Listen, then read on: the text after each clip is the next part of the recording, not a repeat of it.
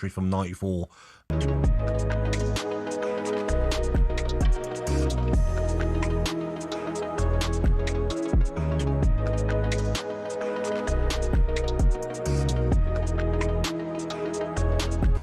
Talk Sport.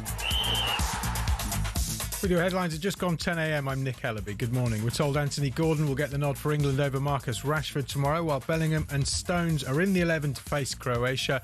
But we understand Thomas Tuchel's still not sure if Saka will start as he returns from injury. Saka's Arsenal teammate Noni Madueke could play on the right.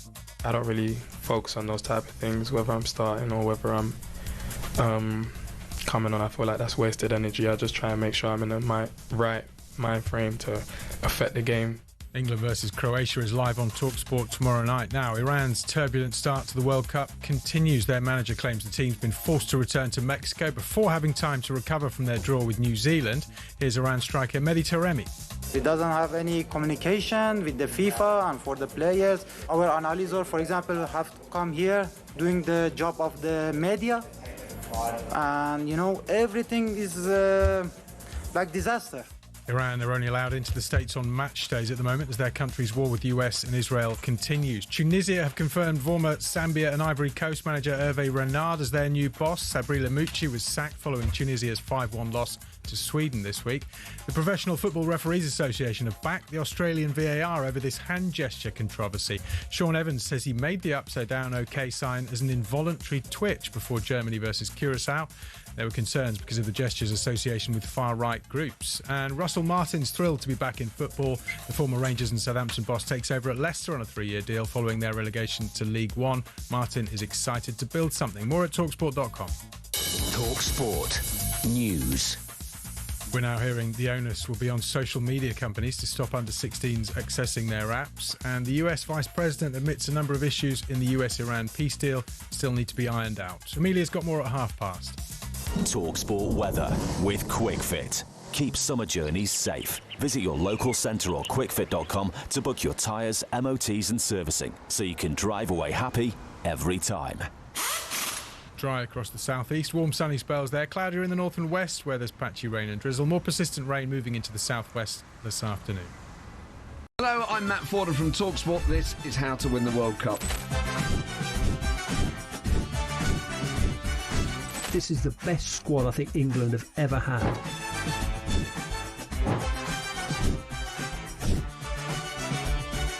He used to love America, now he doesn't. It's very sad. It was so important to succeed because of all the pressure we received. Don't jump for this one, I'm going to knock his head off. Warning, this podcast does not guarantee England will actually win anything.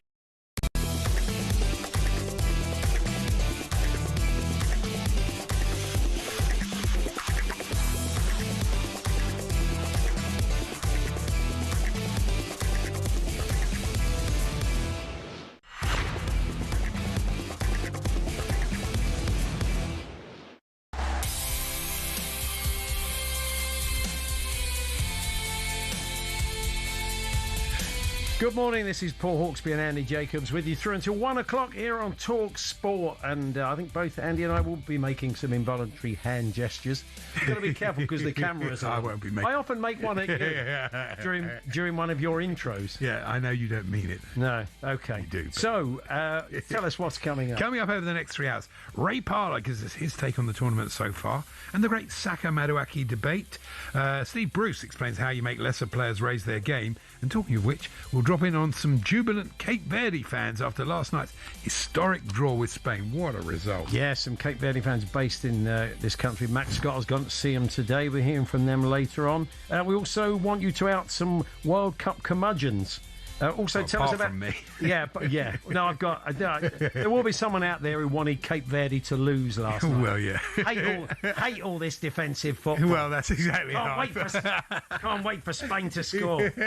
If you know someone like that, let us know. Hi. Plus, Bielsa like tales of refusing to play ball.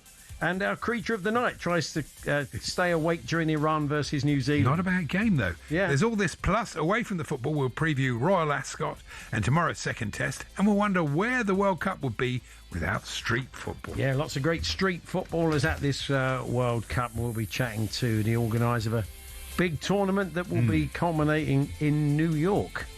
But it is 5 minutes past 1. Good afternoon, everyone. Oh, sorry, good morning, everyone. Doing it again. It's like muscle memory. Good morning, Mr. Jacobs. Good morning, everyone. Good old Russell memory. Yeah. So, I'm really enjoying it. The football has surprised me. I thought it was going to be a very, very poor World Cup, and I have to... I'm happily to say that it's been really good. I think the first round of games have been goals, the odd 0-0, but generally, I mean, 4 draws last night. But I think the standard's been good. There's been some great goalkeeping. I mean, Liam Vazina last night. Oh, yeah. Tremendous, wasn't it? And start wearing glasses. That was good. Yeah. And I've noticed that there's been no penalties given for grappling at corners.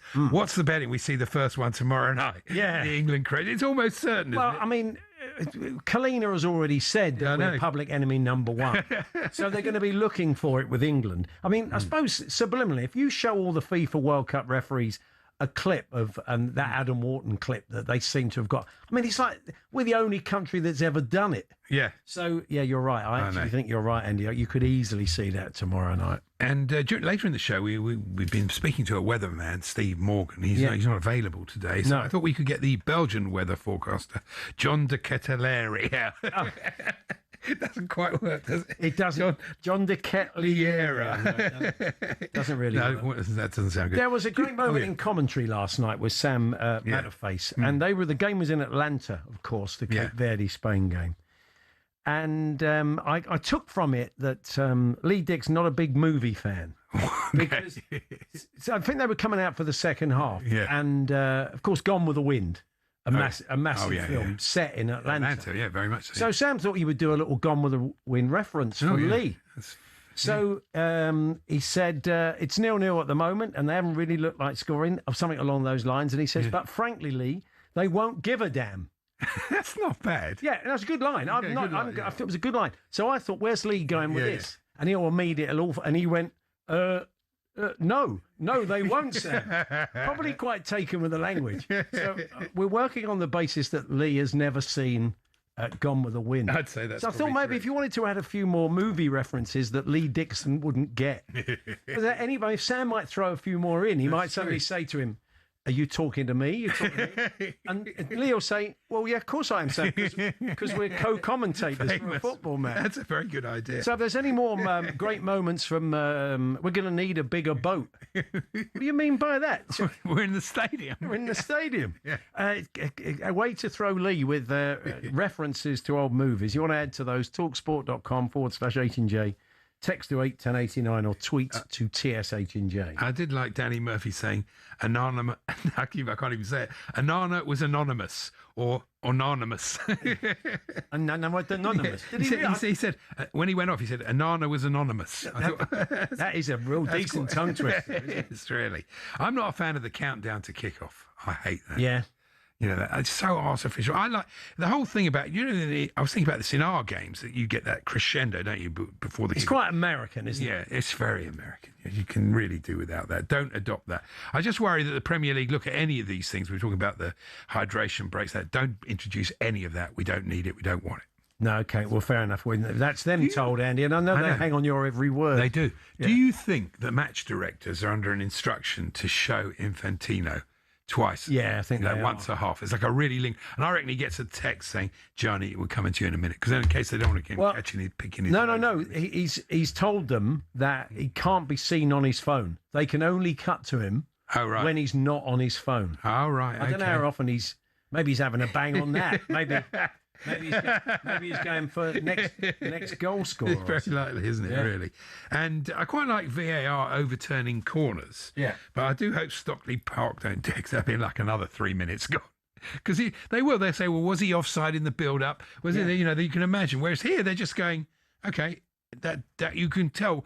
They only do it when a player's sort of angry about he thinks he's got a corner, because players generally know. Yeah. Then they look at it and overturn it really quickly. It is working a lot quicker, isn't it? We should have a bit of a refereeing chat at some point. But the whole thing is working. I mean, it happened at the last World Cup. It worked quicker. So why does it take VAR in the Premier League so long to come to decisions. I just think there's sort of, there's a lack of boldness in it. I think there's a lack of commitment to it. That they're so worried about getting it wrong that they take that long to make sure they get it right. Well, it is That's definitely working a big quicker. problem. Definitely working quicker. Well, the story of last night was Cape Verde. We're going to have a chat with Paul Watson from the Sweeper podcast. He is an expert in that area, as he is many of the minor nations. So we'll be chatting to Paul and find out a little bit more about how they reached that point of getting that brilliant You are draw so against right that them. I've written here. Well done, Cape Verde, but I preferred the World Cup when the minnows were rubbish.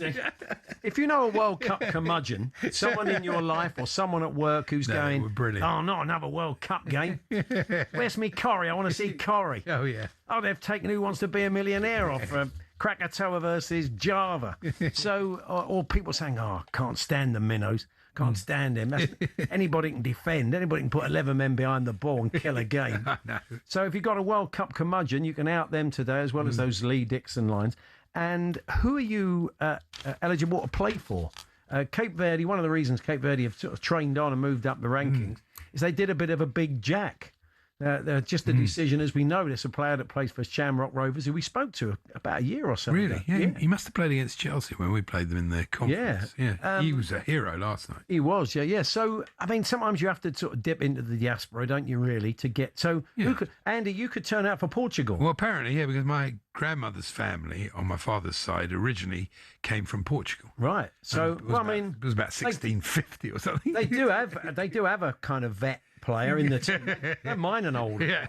They got a few. Ronaldo would like that because I'd make him look young. That's a good idea. Yeah, that's it. Yeah, but see you taking your shirt off after you've scored. That's not a good idea. So, producer could turn out for Ireland. Yes, anybody? Yes, he could. Becky, could you play for anybody else? Any other nation you could turn out for? Wales. Wales. Well, I think I could if they sort of did. You've got a bit of Welsh in you. Yeah. So just a tiny bit. So just enough maybe if they were desperate, but they're never going to be that desperate. So who could you turn out for? The more obscure, the better, really. 03717 223344. Talksport.com. Text to 81089. Tweet to TSH&J. 03717 223344. It would be nice. This is from Ben. He said the Premier League season, as we get into the winter months, what about a bit of a Bovril break? That'd be nice, wouldn't it? On a cold day, brilliant text. all the players, Ben, can go to the sidelines. What an excellent suggestion! I hadn't heard of that. I thought they won't bring them in because it's cold. That's a brilliant idea. Yeah, that's Premier League here. I think that's a top idea. The Bovril break. Put that in. It's good news for the good people at Bovril. Bovril. Yeah, that's right. Simon, the Toon fans. Other beef stock drinks aren't available because I can't think of any. Oxo, I suppose. Yeah, let's not upset Oxo, eh? You know what they're like. Like the long Good Friday. Simon, the trucking Toon fan, says, I take it... Medium wave. He drives a lorry. Yeah. Go on. Yeah. Yeah, sorry, Simon. You shouldn't have done that to me. Very naughty. What did he just say? Is that a clip of the week? No. It's fine. So Sam turns to Lee and says, go ahead, Lee, make my day. And they say, well, I don't quite know how I'm going to do that, Sam. We're going to need a bigger goal, says Gliniester. But yeah, so other ways to catch out. It's got to be the actual quote. Other ways for Sam to catch out Lee Dixon with movie references. Talksport.com, text 81089, tweet TSH&J. Ray Partly Parlour's up next. Good. When a company was looking for someone to front a campaign involved with pubs, who better to turn to? Who better? But it's a good chance to have a chat with Ray about the World Cup so far, what he's liking, what he's not. And indeed, we don't know quite what's going on with Saka and this injury. He says he'll play through the pain barrier, but do we want him to? Do we want him to break down in the first game? We have got Madueke there. We'll get the thoughts of Ray on that. We've got cricket and Royal Ascot, and we'll be covering all of that for you as well. But next up, we're going to talk Cape Verde and how they got to the point of nicking a point off of Spain in that brilliant rearguard action. We're here, of course, this afternoon, or indeed this morning, with Selco Builders Warehouse. I'll get there by the end of July. Yeah, it's great, isn't it? It's where the trade Spend the rest of the year doing it the other way around. Exactly.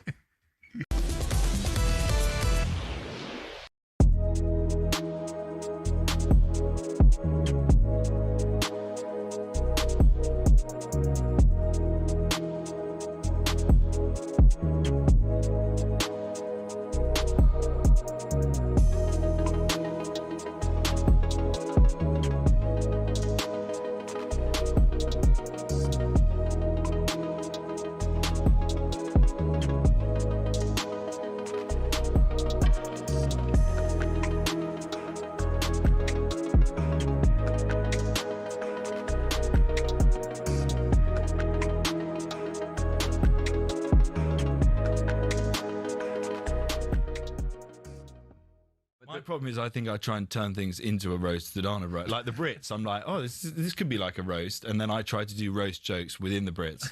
And then it's like, no, this is like primetime ITV. But it's a family audience. I thought your gags at the Brits were fantastic, right? But that is the most difficult gig, I think, for a comedian, because primarily people are going there to see the winners and hear music. And get drunk. And get incredibly drunk. Incredibly drunk. And also in such a big room that it's almost like, it's like whoever it is, not you, but it's almost like, can we get on with it so I can drink more alcohol? Exactly. And it's the weirdest show to do ever, because also you have this weird little grace period at the beginning where you come on and for 2 minutes you feel like, you're the greatest showman and you're there and you've got all the eyes on you and they love you and it's amazing. And so you got 2 minutes of the greatest showman and then 3 hours of being a Wetherspoons bouncer at closing time. And you're just there, trying to keep everyone in their seats, or stop them from standing up on the tables. I mean, in the one in Manchester was even more carnage than I've ever experienced. I want to talk World Cup football to you, but just quickly on the back of that, have you ever nicked a Brit? Have you got one at home? I've got, they give you one each year. Oh, okay, fine. But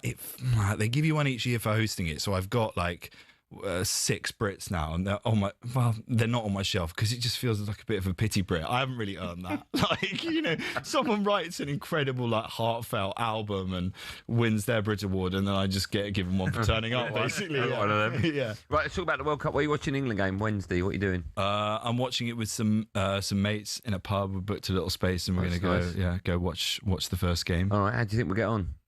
Yeah, I'm actually feeling quite optimistic now. That last warm-up game, I thought we looked pretty good, and I think Thomas Tuchel's a good tournament manager, and I feel like, there's been a lot of chat about the squad selection, but I feel like we've got a really good, strong starting 11 and some game-changing players, and I think we do this quite a lot, and the producer wanted me to ask you a question. Arsenal win the Champions League or England win the World Cup? England winning the World Cup. Oh, I like that. England winning the World Cup. You liar. Hello, I'm Matt Forden from talkSPORT. This is How to Win the World Cup. This is the best squad I think England have ever had.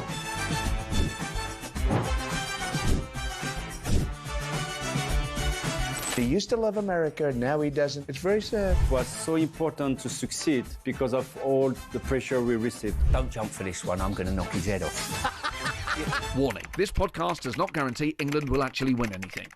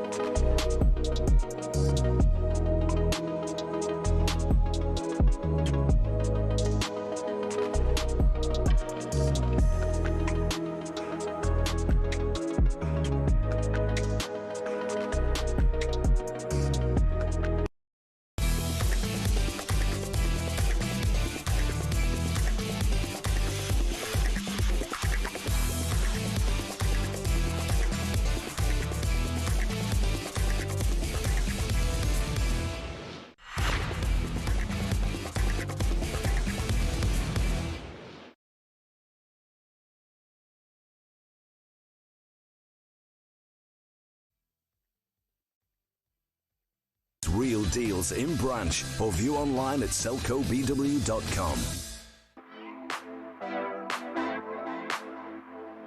The Spanish don't start well at World Cups.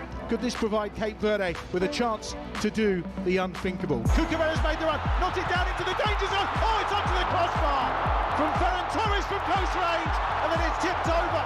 Another brilliant save from Vazina. Cucurella gets the crossover, evades a block. Ferran Torres, good save. Again, it's a fantastic pass from Marc Cucurella. He's probably been their best in terms of attacker. And listen to that roar, the arrival of Lamine Yamal. Another Spanish wonder kid arrives on the World Cup scene. Here's Lamine Yamal's cross in. Moreno gets head on it. Cucurella at the back post, knocks it down. Oh, what a chance. Tomo Alcanjo will deliver it towards that back post. Knock it down. Oh, it's straight at Simon. It's a historic day for Cape Verde. Listen to the noise inside this arena. Yes, the result of the tournament moment. so far. It's true, every World Cup needs a game like that, doesn't it? It does. So it's great it's come so early.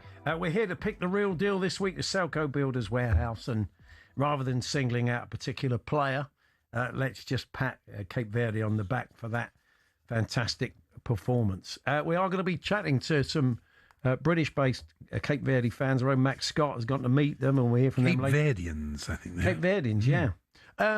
But a man who knows all about them is from the excellent Sweeper podcast. Paul Watson joins us. Hello, Paul. Hi, guys. Have you seen games over there, Paul? It strike me that you may well have done. No. I watched most of their qualification games, including their decisive game against Eswatini, which was in Cape Verde, and was incredibly nerve-wracking. That was the game they won to get there. But yeah, so I saw this team all the way throughout the qualification process. And honestly, they looked like a team that could pull something off at this World Cup the whole way through. No, you've nailed it. Then I've been there, and I was calling it Cape Verde, but there's no. It's Cape Verde. It's Verde. It's a hard Verde, is it? Apparently, it's either. So I think it depends who you are and how you're saying it. So at least that's my get out clause. Yeah. Obviously, I was supporting this team, going absolutely berserk in my living room, having to explain to the neighbours what's happened. It was amazing, wasn't it? Really. I mean, part of it was down to Spain, but a lot of it was down to their organisation. And it does show you, we're going to speak to Steve Bruce about this later, that you can get a group of players organised and you can stop what on paper is a better team than you. You can. I think one thing that's being slightly misunderstood is that this is a team that would have qualified in a 32-team competition. So they won their group, which had Cameroon in it. They looked very solid throughout qualification. They have a brilliant coach. Bobista is a phenomenal tactician. He won African Coach of the Year. Really well liked as well. Such harmony in this squad. And what he's done is he's sort of threaded a squad of players from all different places in Europe together. So they're coming from all these different countries, none of them playing Cape Verde. He's managed to get them to be this cohesive unit. And I think that's what you're seeing is this incredible sense of team spirit they built throughout the qualification process, really. The phrase you have to use there is, they're no mugs. That's in football parlance, they're no mugs, Paul, are they? This didn't come altogether unexpected. I mean, look, you probably didn't expect them to keep Spain out, but you probably expected them to have a pretty decent go and to give a good account of themselves. Yeah, I thought they'd lose to Spain, I'll be totally honest. I thought they'd lose, but narrowly. And so you were seeing people saying, could it be 5 or 6-0? And I think there was an amazing amount of disrespect being shown there. But I thought they'd probably lose narrowly and that their best chance for qualification would come in these other games. So Saudi Arabia being the one that I think they can win. But no one accounted for Vozinha, this 40-year-old goalkeeper to have the game of his life and so emotional for him as well. He at points it didn't look like he'd make it to this World Cup. Even a few months ago he considered retiring. I remember when they narrowly missed out on 2018 World Cup, he thought that might be the end of the road for him. But he's just kept chipping away and playing in kind of second tier in Portugal. And this was for him just such an amazing moment. And was there we said earlier on, was it a bit of a big Jack decision to sort of tap in to actually go in search of people with sort of Cape Verde connections? Yeah, well, I think there's a famous story now everyone knows about Roberto Pico Lopez, who was in Ireland and gets this message on LinkedIn, ignores it because it's in Portuguese, and then a year later finds out that message was saying, do you want to play for the Cape Verde national team? He does end up playing for them, and now he's a hero at a World Cup. Yeah, I mean, there's been a very cohesive and shrewd move to find players in these diaspora communities. But you'd be crazy not to, because you have such big Cape Verdean communities outside of Cape Verde, and they're playing in decent leagues. So it would be a real mistake. And you're seeing this from a lot of teams in this World Cup. It is a World Cup of diaspora teams. You look at Curaçao. Every single player on that Curaçao team grew up in the Netherlands, except for Tahith Chong. This is a bit of a pattern, and it's allowing the playing field to be levelled in a really interesting way. Yeah, so many of the players are playing in Europe in various leagues, and some of them in the top leagues. There's no question that makes a difference. Do you think, though, if Spain had scored that one early, that they might have collapsed? Do you think that's in them, or do you think even if they concede, they won't lose heavily to anybody. No, they're a very resilient team mentally. It's one of the biggest strengths from Cape Verde throughout this qualification process. Whenever you watch them, is when their backs were against the wall, they really did step up. And actually, one of the things that you get when you talk to some of the players involved in the setup is just this incredible sense of fellowship and brotherhood that they've built. And they've built it over a few years now. So this team came together. They had a really good AFCON. The one before last even was really good. This last AFCON. And so you feel like they've built gradually this sense of a fellowship and a strength. And as I say, Bobista as a leader is an absolute kind of icon, but he's also very calm. He's very exacting, but he's very calm and he's very well liked. And he creates this stability and a sense of kind of calm around the squad. They're a very calm bunch and they love to dance. They love to like mess around, but they're generally just a very relaxed bunch of players. I keep thinking they're going to be losing their minds, but no, they seem like they're just very down to earth. What about the other minnows, Curacao? Because that was also one of the moments of the World Cup so far when they equalised against Germany. It didn't, of course, play out. But what did you make of them?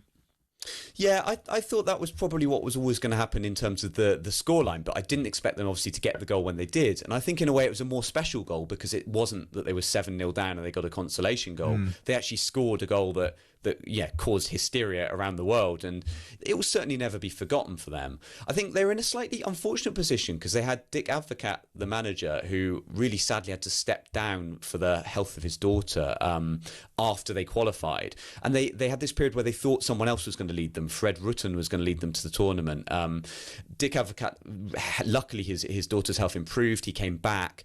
But they lost a few months, I think, in preparation for this tournament, which I think was something of a factor. I also think they are just outgunned and you know, they come from CONCACAF, and CONCACAF is obviously going to be a weaker qualification pool this year for the loss of the USA, Mexico and Canada automatically being in there. It has opened the door to a team who, this is more of a 48-team team, Curacao. They're our 48-team World Cup team. But as you say, the beautiful thing is no one will ever forget the moment that goal went in. Wonderful. If, just finally as well, Paul, if they do beat Saudi and you think they are capable of doing that, 4 points, but maybe they could do with scoring a couple of goals, but 4 points will probably get you through to the next stage, won't it? Almost certainly. Yeah, almost certainly. And I remember talking in the build-up to the tournament, people were saying, which of the debutant nations, so the 4 debutants, do you think have a hope of progressing through the groups? And I was saying, I really thought it was Cape Verde who had the strongest chance. I'd say Curaçao's had almost no chance. Jordan, it's going to be very difficult in that group with Argentina and Austria. Uzbekistan possibly. But I always thought Cape Verde had that chance because I think Saudi Arabia have been wobbly. They sacked Hervé Renard right on the eve of the tournament too. They've not looked brilliant.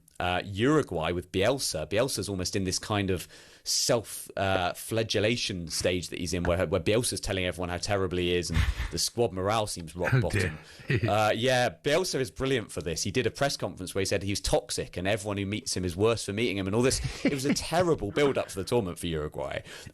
So I had this feeling Cape Verde, just there is that opportunity there, and I'd see Saudi Arabia is probably the most winnable, but I wouldn't rule out Uruguay, and a point against Uruguay would be possible too, and I think they can get through. It's interesting, Bielsa, he wouldn't do that thing. You know? Bielsa, there's some lovely footage. You can go and check it out, Paul, if you haven't seen it. He refused to look up.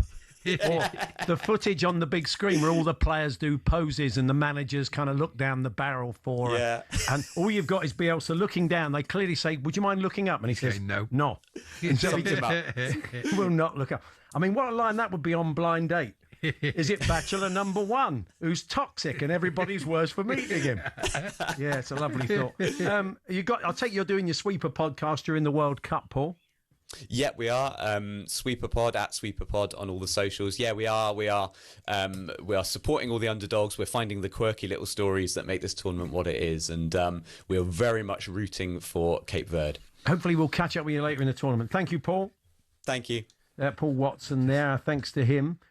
Just to let you know that Natalie saw Mark McGee, Joe Shannon of it, New York City for the latest episode of the World Cup Daily, taking in Scotland's winning start, Cape Verde's shocker over Spain, and Vizina, of course, they're talking about, the 40-year-old keeper. France, Senegal preview, World Cup triv, celeb spotting, a Brentford pub chat in Manhattan, and Joe somehow surviving as designated driver in Manhattan.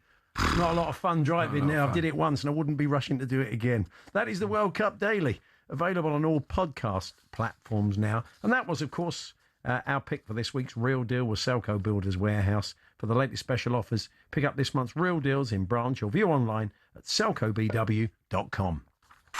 The Real Deal on talkSPORT with Selco Builders Warehouse. Check out this month's Real Deals at selcobw.com.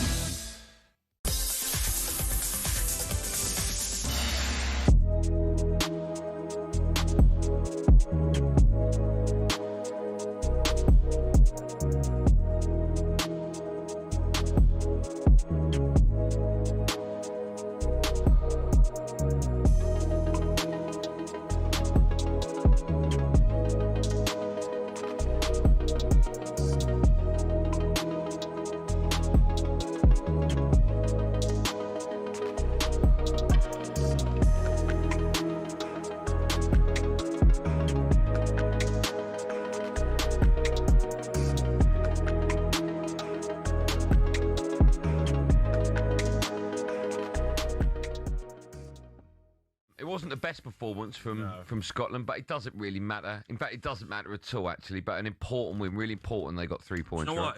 Haiti were better than what I thought they'd be. They got Bellegarde from Wolverhampton Wanderers. Yeah. Got Isidore from Sunderland. Obviously, the rest of the players don't play at the highest level, but they were better than what maybe people thought they would be. They're like a lot better than Curacao, a lot better than South Africa. Scotland did their job. They weren't great. John McGinn scores. That's 1 goal in a World Cup for a pub player. And the guy called him a pub player. No goals in the World Cup. Just throw that shit. Yeah. But Scotland, What? Because third place only goes through 8 out of the 12 groups. Well, would you like a little stat? Go on, then. According to Football Meets Data, or Data, do you put an R in it? Data. You don't? Data. Data. That's the way, Data. yeah. If Scotland lose both to Morocco and Brazil, a goal difference of -1, so if they lose 1-0 to both, offers an 87.5% chance of progression. That's the thing. I think they do lose both. But could they have, went and got 2 or 3? Because we said that before the game. Scotland might need to get 2 or 3 against Haiti. Yeah. Because of the goal difference. Because Brazil are going to get better as the tournament goes on. Are they? Morocco are a very good. I saw the Brazil game, and I think they'll make changes, mate. I think you got Ryan, you got Hendrick available. Yeah. If they make a few changes, I could see them improving. But Morocco are the team that scares me, mate, if you're Scotland. I agree with Scotland that. changed their tactics. They played 4-4-2. Yeah. Shankland and Che Adams, so they go back to maybe a 5 at the back and try. talkSPORT News. We're told Thomas Tuchel's still not Ray decided Parler if joins us for Bukayo a Saka World will Cup start chat very tomorrow shortly against after Amelia Croatia. Beltrao with the news He's returning headlines. from an Achilles Thank injury. you, Paul. Very We're good told morning. Bellingham, We're hearing Foden it and will be Stones the social are in media the 11. companies who will World have Cup to winner stop Emmanuel under Petit 16s believes accessing their Bellingham has the apps, talent not and Apple and experience to Google. win The games for Technology Secretary England. Liz Kendall set the record straight this morning. She also says the government's going to have a look into how to check those between the ages of 16 and 18. Something different, with the national team. Now, Iran's manager says his team were made to return to Mexico before having time to recover from their draw with New Zealand. Here's Iran striker Mehdi Taremi. Supposed to be, as I said, tomorrow morning recovery, then we fly to Tijuana, then we return to LA again. But right now, we have to go back because it's between the Federation and FIFA. Iran are only allowed into the States on match days as Iran's war with the US and Israel continues. Meanwhile, Tunisia's Football Federation have confirmed AFCON legend Hervé Renard as their new head coach. That's after sacking Sabri Lamouchi following Tunisia's 5-1 defeat to Sweden. And Belgium coach Rudi Garcia is managing a half-fit Romelu Lukaku. He forced an equaliser against Egypt with his first touch off the bench, while Cape Verde's heroic goalkeeper Vizinha has now gained over 5 million Instagram followers since that goalless draw with Spain. There is more at talksport.com.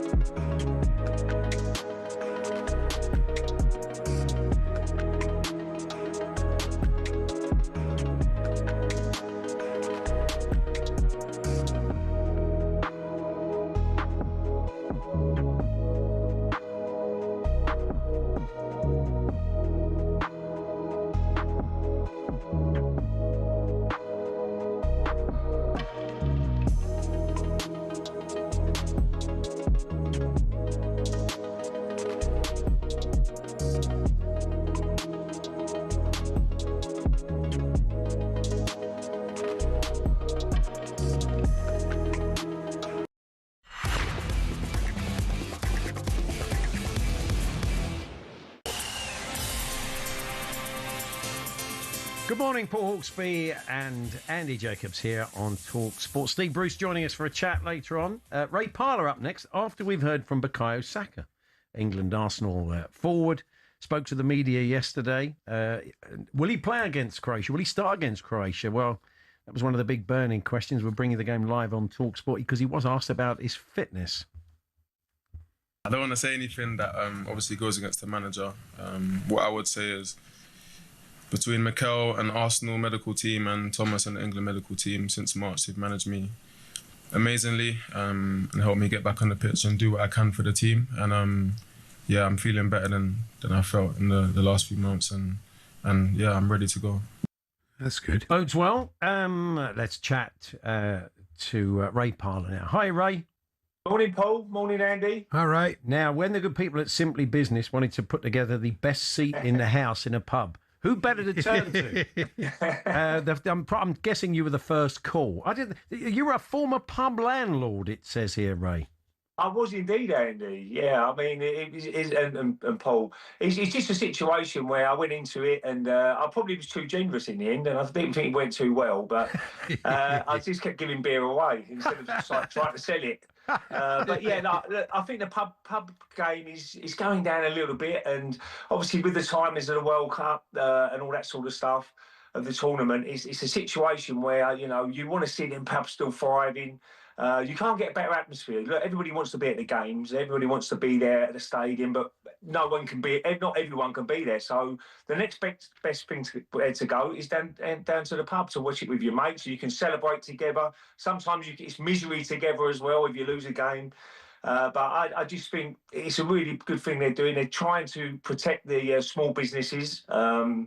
And I think the pub is where you do a lot of business. You meet new friends. Everything about the pub is fantastic. And I just don't like them when they keep closing and obviously people can't survive. Yeah, and they want you to nominate your local through a microsite there, and the highest voted pub will get some financial support, which all pubs need. So go and check it out. Simply Business. Find out how you can get involved. There have been some encouraging signs for the World Cup saying you've got to book your tables if you want to go. Yeah, that's yeah. I mean, I think this is. Although funny, I was in a pub the other day and they said, big board up saying, "We wish England well, but we are going to be a World Cup free zone." Well, I suppose it is. I mean, you've got to have some. Yeah, got to have a few bolt holes for those people, those very few people that don't like football, Ray, I guess.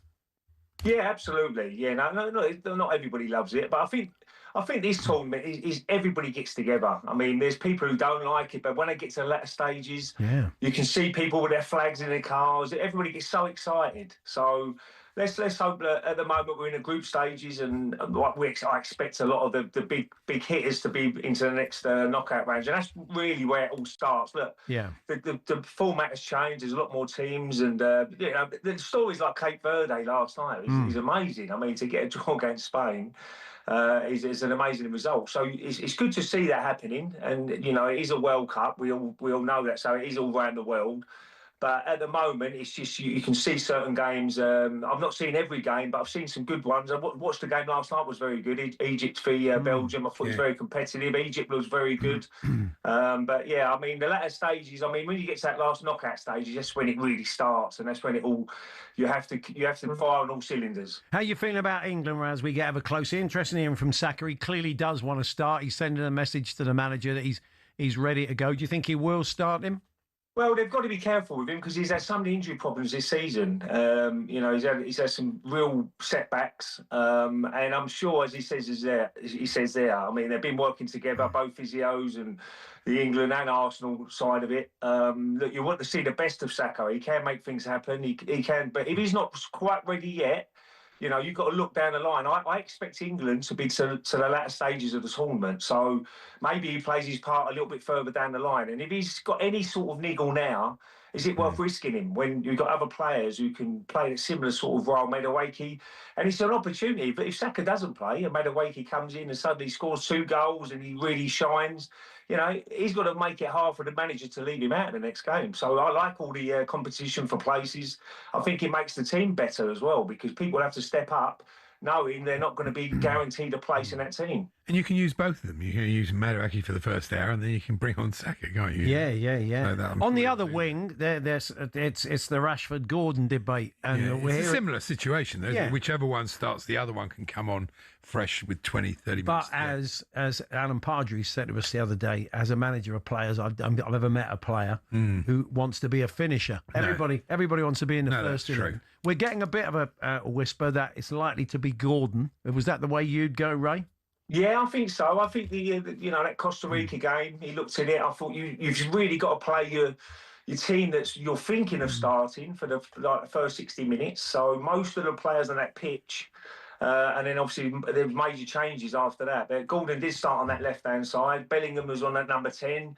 Rodgers is obviously right there as well. I'm sure he's going to play a part somewhere along the line. I always thought it'd be Declan Rice and Anderson in midfield. I think he really likes Anderson. The way he plays, and the back four's going to be interesting as well. I mean, look at Gay, didn't play the other day. Konza, will it be John Stones who comes in? There's still places to be, but I think the first game is so important for England. It really is to get off to a good start, get that win under their belts. And that team he picks, if they do well, then I could see them just sticking with the same team for the group stages. Look, you have to tinker a little bit with injuries and conditions because of the heat and whatever. But I really do believe they've got a good squad of players. Look, Harry Kane's got to stay fit for us. We know that I'm not knocking Watkins and that. They can do a great job for coming on. But it's a situation where I'm just looking at Harry Kane. Pickford's got to have a good game, a good tournament as well, and Harry Kane who can bang the goals in. So I'm really optimistic. I'm always am, but it's a tough tournament to win. But I'm sure they'll be there and thereabouts towards the end, hopefully. Thinking about you and World Cups, Ray, I remember being in Brazil with you winding up Moose in the most brilliant way. Yeah. Persuading him that he was actually good enough to be a professional footballer. Yeah, that's right. Yeah. And he was knocking on your door 8 o'clock the following morning saying, fancy a game of football, Ray? You told him he had a great touch, didn't you? The first bit in Brazil was... South Africa was the best one, because he didn't really know my... sort of personality or nothing like that, and I went out one day in the garden with him when we was kicking the ball around. I said, Moose, I tell you what, I played some great players in my career. But you've got a great right foot on you, but really couldn't kick it to save his life. Really. But then every single morning I got a knock on my door. What are you doing, mate? Do you fancy a little kick ball around? under his arm. Then I said, you're wasted as a journalist, Moose. I think you could be an unbelievable coach. I think you've got everything about you. And then next minute he's telling all the house, I'm going to be a coach, I'm going to do my badges and this, that, whatever. And then Brazil was funny when we was down the beach one day and he come over and I was sitting there on my own, lovely, beautiful morning, and he comes over and we'd probably come to lunchtime and he said, Ray, I'm starving, like he always is. Yes. And he ordered a burger and chips as usual. So I was sitting there. About 20 minutes later, comes over, just a burger, no chips. And he went mad. He went crazy. With that chips. Anyway, this guy, he probably didn't even speak English. He goes back, takes his burger away, brings a plate of chips, no burger, and that was it. He stormed off with the right arm. But it was great fun though, Moose. It was great for the team morality out there. But he was fantastic, and he always does a great job, Moose. I do like him when I listen to him. Before we let you go, we do too. Yeah, I take it you've been checking in with your old sparring partner, Alan Bernard, Brazil, and it's been some positive news recently, hasn't there? Yeah, absolutely. Yeah, really good to see Alan. We got a little group chat from. The boys, and he's always piping up. When Alan's feeling a lot better, when he starts having to go at people, and as usually, and he's in good form. He's resting. I'm sure he's looking forward to getting back. It's great to see him. I'm going to probably go up and visit him very soon as well. He's in good form, and let's hope he's back on the airways very soon, and we all miss him. Give him our best, Ray. We'll catch up with you soon. We'll do, Paul. Thanks, Andy. Cheers. Cheers. There's Ray Parlour there. Formerly of Arsenal and England. Yeah, good stuff. Some of these film references that Lee Dixon wouldn't get are quite spectacular. Thank you for sending them all in. We'll bring you a few of those before we chat with John Norman, and we'll tell you why in case you missed the first part of the show. After the uncertainty over Saka starting, Madueke starts and scores. He turns to Lee and exclaims, "You can be my wingman anytime." We've had quite a few references to to Top Gun. And look, I'll tell you what, we'll explain all in a few moments' time, and we'll look ahead to the second test, which has had a pretty, I think it's fair to say, troubled build-up at the Oval. John Norman, our cricket correspondent. Also, Alvaro Arbeloa for his beloved Fulham, apparently. It's an odd one, isn't it? We'll get the thoughts of John Norman on that very shortly. We're here with Selco Builders Warehouse. Check out this month's real deals at selcobw.com.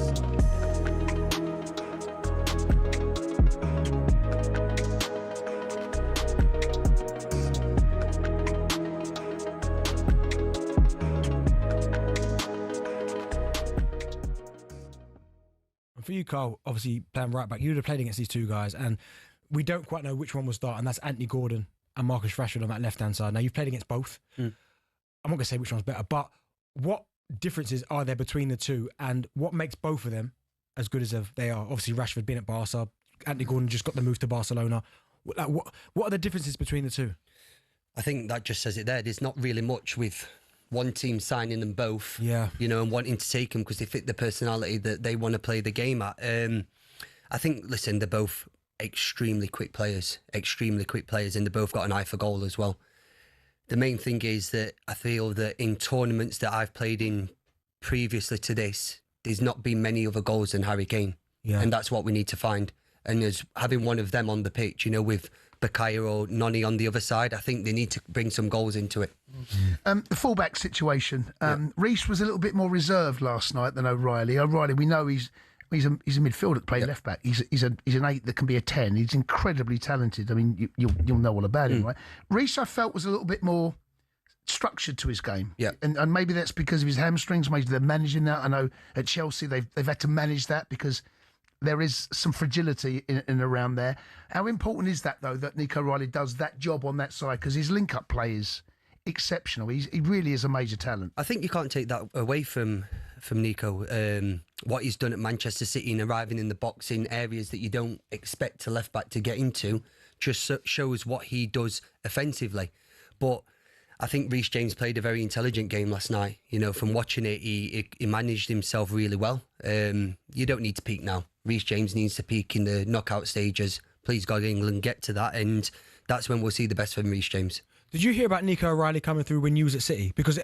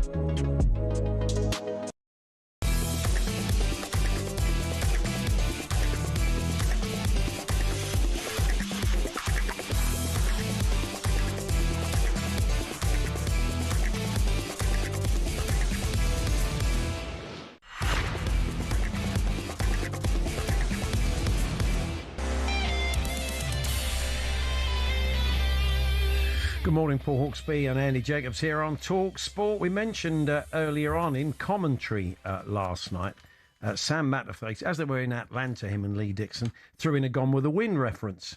The fact it was 0-0 at half-time and they were keeping Spain out. And I think Sam said to Lee something along the lines of, frankly, Cape Verde will not give a damn, he said, aping the Clark Gable line from Gone with the Wind. And Lee looked at him and went, no, they won't, Sam. Completely lost on him. So we've been asking you this afternoon, which other? I mean, there's quite a few from very, very similar ones that have been coming in this afternoon. One of the more regular ones is, I'll be back. I mean, if Sam just turns to him and says, I'll be back. He said, well, don't go anywhere. We're halfway. Still got 40 minutes left of the game. Have you got Spencer Millman sent us that Have one. you got any show me the monies? We've had quite a few Well, I haven't got any cash on me at the moment. Exactly. There's been quite... Yeah. Obviously, Jem says, Lee just pops to the loo at half time. And he does get from Sam, you're only supposed to blow the bloody doors up. Where's all those burgers? So thank you very much for that. Yes. I think, there's quite a few people suggesting those. God, there's so many of them. They're good. There was one very, very funny one. So, they're all funny, but one particularly funny one. I can't imagine Sam even saying it. But anyway, the obvious one is where the games are being played and whatever. Patrick in Stockport is saying, we're not in Kansas anymore. No, we're not. I think you'll find this one's in Seattle. Not getting any of Sam's references. It's good. So you can keep those coming. Talksport.com, text 1889, tweet TSH and J, 03717 223344. As we said, a troubled build-up to this second test at the Oval between England and New Zealand. Brendan McCullum, the England coach, was chatting yesterday ahead of the game, and he said that he's worried for Ben Stokes' welfare. When you're in roles like this, you got to start trying to separate from the action and the man, and very quickly through talking to Ben in particular, and also Gus, I guess my overall emotion probably turned to a little bit of worry and concern for Ben in particular, and then since then it's been about how do we support these guys whilst not overlooking the fact that they've not lived up to the standards which we've set for ourselves. You can't walk past that per se, but at the same time, and we'll deal with that in time and through a process. But for me, it's very much about how do we support these guys through the next stage, and in particular Ben. And that's very much where my mind is at. Is I worry for him. John Norman, a cricket correspondent, joins us now. Hi, John. Let's hope you're well. In light of that, John, you do wonder, they're going to come back, or certainly Ben Stokes is going to come back for the third test. What do you think the chances are? I think there's a lot of unanswered questions, considering we haven't heard from Ben Stokes yet. That's slightly surprising, isn't it? For all the concern and worry about Ben Stokes, when did this start? Has it just started, or have their concerns before this test match, before the incident? Was the incident on Sunday night a result of the concerns, a continuation of the concerns, or where the concerns started? And in and amongst all of this is a message that's been pushed out by both Rob Key, when I spoke to him last week, and Brendan McCullum yesterday, that there is no guarantee that Ben Stokes will be back at all. Certainly the captaincy, and, things could change very, very quickly, of course. But the captaincy, the return from Ben Stokes now seems as far away as it has ever done. And it's almost gone beyond that to a point where we're wondering if he's even going to come back as a player. So this story is, has gone on for the best part of a week, and it shows no signs of coming to an end anytime soon. He's going to play for Durham, apparently, later this week. And reading between the lines in that press conference, and you were there, John, they didn't sound too enamoured with that, did they? 6-second pause, and he's not in he's not in America, right? So it's telling. It's really telling. It was a simple question at face value, and it was a bit of a tap in. And this is where my concern comes, because for all the talk of concern, all the talk of worry, at no point have I really heard Rob Key or Brendan McCullum talk about Ben Stokes with positivity, with emotional backing, with the kind of messaging that you would, if not expect, but certainly want to hear. If you're a fan of England right now, you want to hear Brendan and Rob talking about what a great guy he is, what an inspirational captain he is, how much they hope he comes back. Now, this may be linked to the ongoing investigations, both at ECB level and from the cricket regulator. Maybe they feel they have to straight back everything. But it is also slightly odd. This is a guy they've worked with for 4 years. And yes, they're concerned. Yes, they're worried. But at no point are we getting just a little crumb of comfort that they really, really want him to come back. Yeah. It is a bit frustrating because we all love him. He's a wonderful cricketer and a very good captain. But you just keep going back to the same thing. You know, you're a 36, 37-year-old bloke with kids and you know that there's a curfew. Why are you out? There's no excuse for that. If he hadn't been out after 12, this would never have happened. And that's you can't get away from that. There are two sides to this story, and you can see both sides, right? But at the end of the day, it does feel like, and Mike Atherton has written a good piece about this in the Times today, if not for the way the Harry Brook incident in Wellington was dealt with at the time, I'm not sure we're in this position right now. You know, that is essentially set up this situation where Ben Stokes has broken a curfew by about an hour. And now he's out of the side and may not return. That just seems to be an overreaction, considering what he's done for England cricket and essentially what he's done wrong. Yes, he's broken his own curfew. He should be punished. He should apologise. And we should all be getting on with our lives. That's what should happen. I agree. It's not that serious, but it's been. I don't think it's been handled great. It would be much better if he came out and said, "I'm really sorry. I shouldn't have done that. That's a mistake by me. Hold my hands up." I think people would have accepted that. John, can we just get a quick word on Jordan Cox and Sonny Baker, because those changes give an opportunity to a couple of young players. Absolutely. I mean, look, Sonny Baker's going to make his debut tomorrow, as is Jordan Cox. Jordan Cox has. He's come so close on a couple of occasions. You almost don't want to jinx him, because of a broken thumb in nets and then a side sprain. He would have played by now. So he's an exciting play. He's going to strengthen the batting order for England. And then Sonny Baker is just out and out fast. England are going to go in with 3 bowlers who can bowl in excess of 90 miles an hour. They're also going in with only 4 bowlers and one test between 2 of them, and not a lot between Archer and Tongue as well. So it's very, very raw, very, very fast, and there is a touch of the unknown about how this test match is going to play. Yeah.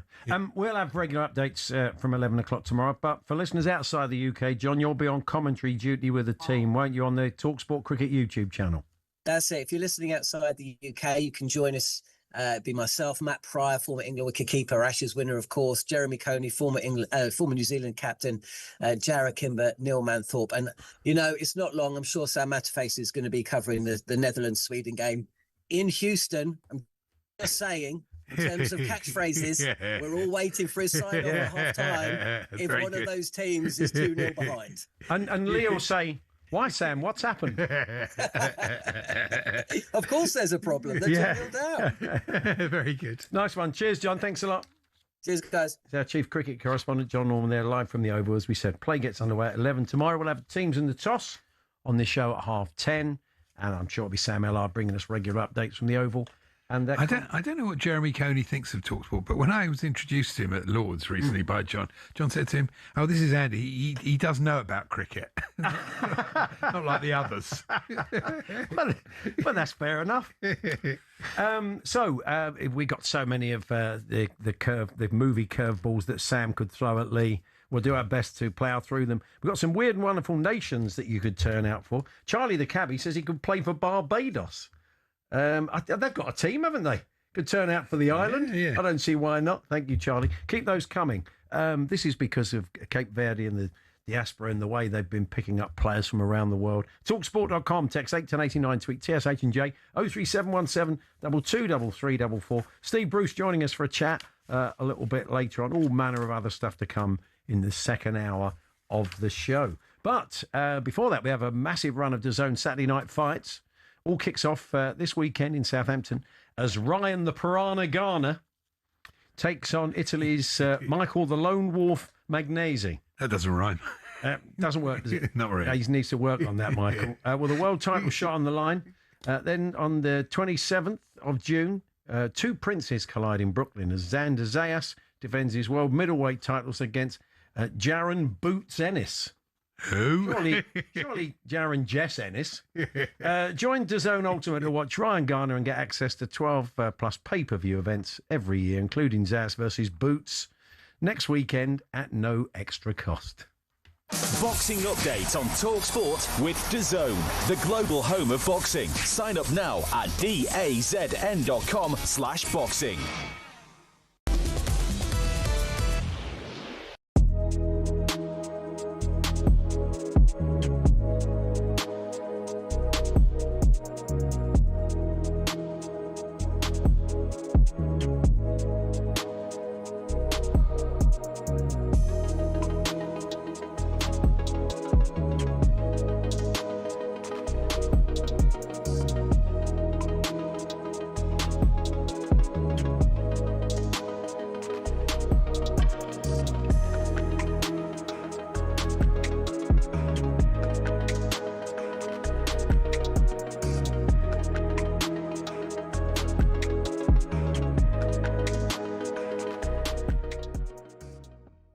First player up front I've gone for Neymar. No, mate, honestly. What do you mean? Don't start. I'm giving Neymar a free roll as well. Mate, Neymar, the most overrated footballer of his generation. I'm not having it. Conde, don't. No, I'm not having it. Don't, no, mate. I'm a big Neymar. No, he doesn't overrated. He does the most overrated footballer of his generation. Oh my God.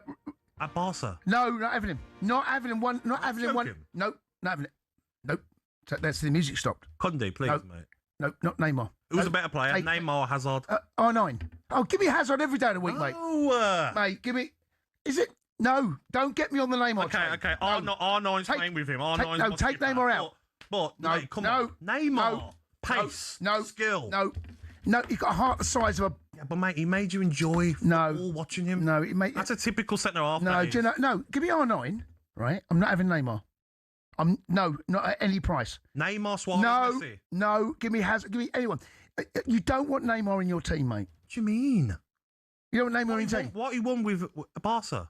What he won? Well, he's part of it, mate. He was outstanding. No. Here's a stat.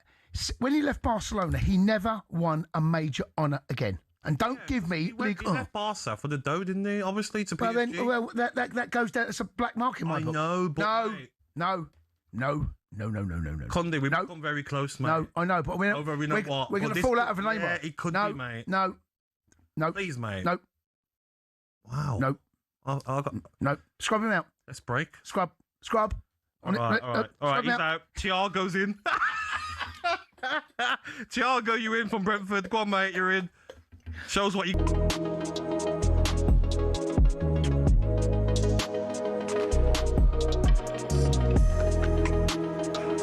Talk Sport. Video headlines at 3 minutes past 11. I'm Nick Ellaby. Good morning. We're told Bukayo Saka should not start for England against Croatia tomorrow. World Cup winner Emmanuel Petit says returning from injury, Saka's not impacting games like he used to. I am a huge fan of Saka, but I have to be honest. And if I am one of his teammates, I won't understand it.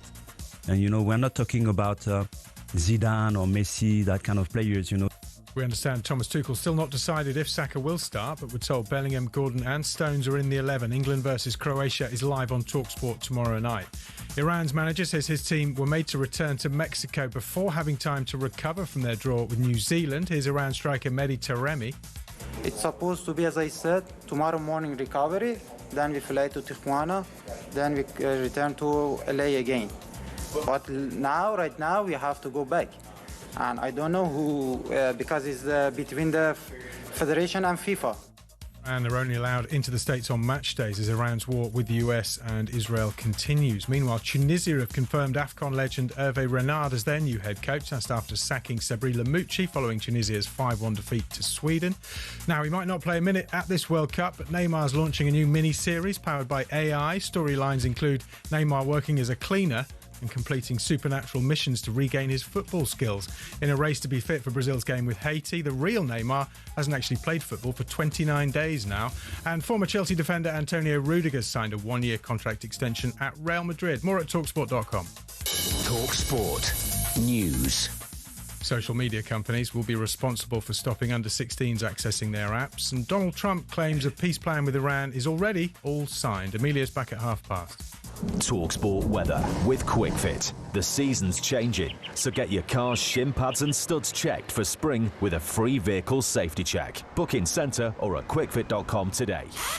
Dry across the southeast with warm sunny spells. Cloudier in the north and west where there's patchy drizzle and rain. More persistent rain moving into the southwest this afternoon.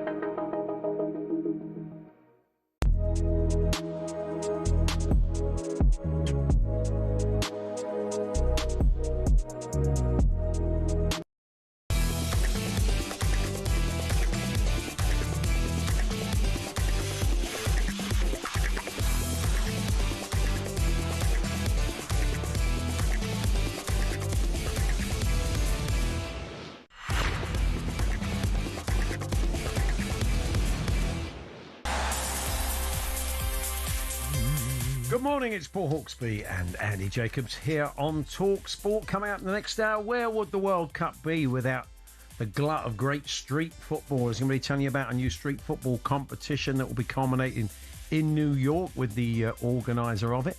We'll get all the latest odds from our good friends at BetMGM ahead of the day's games. And we'll talk a bit of Royal Ascot as well. Rupert Van Lizzie Kelly will be bringing you racing over on talkSPORT 2 for the rest of the week, and we'll set the scene a little bit today. And Lizzie's getting right behind Scotland, don't Yes, she is. Scottish roots, we'll have to find out. We're going to be with the Cape Verde fans in London a little bit later on. Our own Max Scott has been dispatched to catch up with the Cape Verdeans in, I think, sort of the New Cross area. A few sore heads today, I think. Yeah, I would think so. And Steve Bruce going to join us for a chat as well. But before we continue, we should tell you about our new competition. talkSPORT are an official radio broadcaster of FIFA World Cup 2026. And to celebrate, we're going to give you the chance to win £26,000 cash. And the best part, it's completely tax-free. That's right, 26 grand could be yours. Fund your summer. Enter now. Here's how. Very nice. For your chance to win, visit talksportwin.com talksportwin.com. Or text WIN to 83338 by 6 p.m. on the 20th of July 2026. Text costs £2.50 plus your standard network rate, or send your name and number by post to Comp1, PO Box 3190, Colchester, CO2 8GP to arrive by midnight on the 23rd of July 2026. 18 plus, UK residents only. For your chance to win, text WIN to 83338 right now. It's a network promotion. Full T's and C's available at talksportwin.com. You've certainly embraced this little exchange between our own Sam Matterface and Lee Dixon in commentary last night, where Sam threw a gone-with-the-wind curveball as they were in Atlanta, saying, frankly, Cape Verde won't give a damn, Lee, to which Lee went, no, they won't, Sam. Not getting the reference, clearly.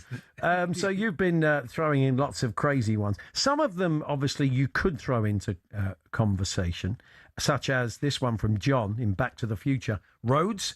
Where we're going, Lee doesn't need roads. Oh, why are we getting the train, Sam?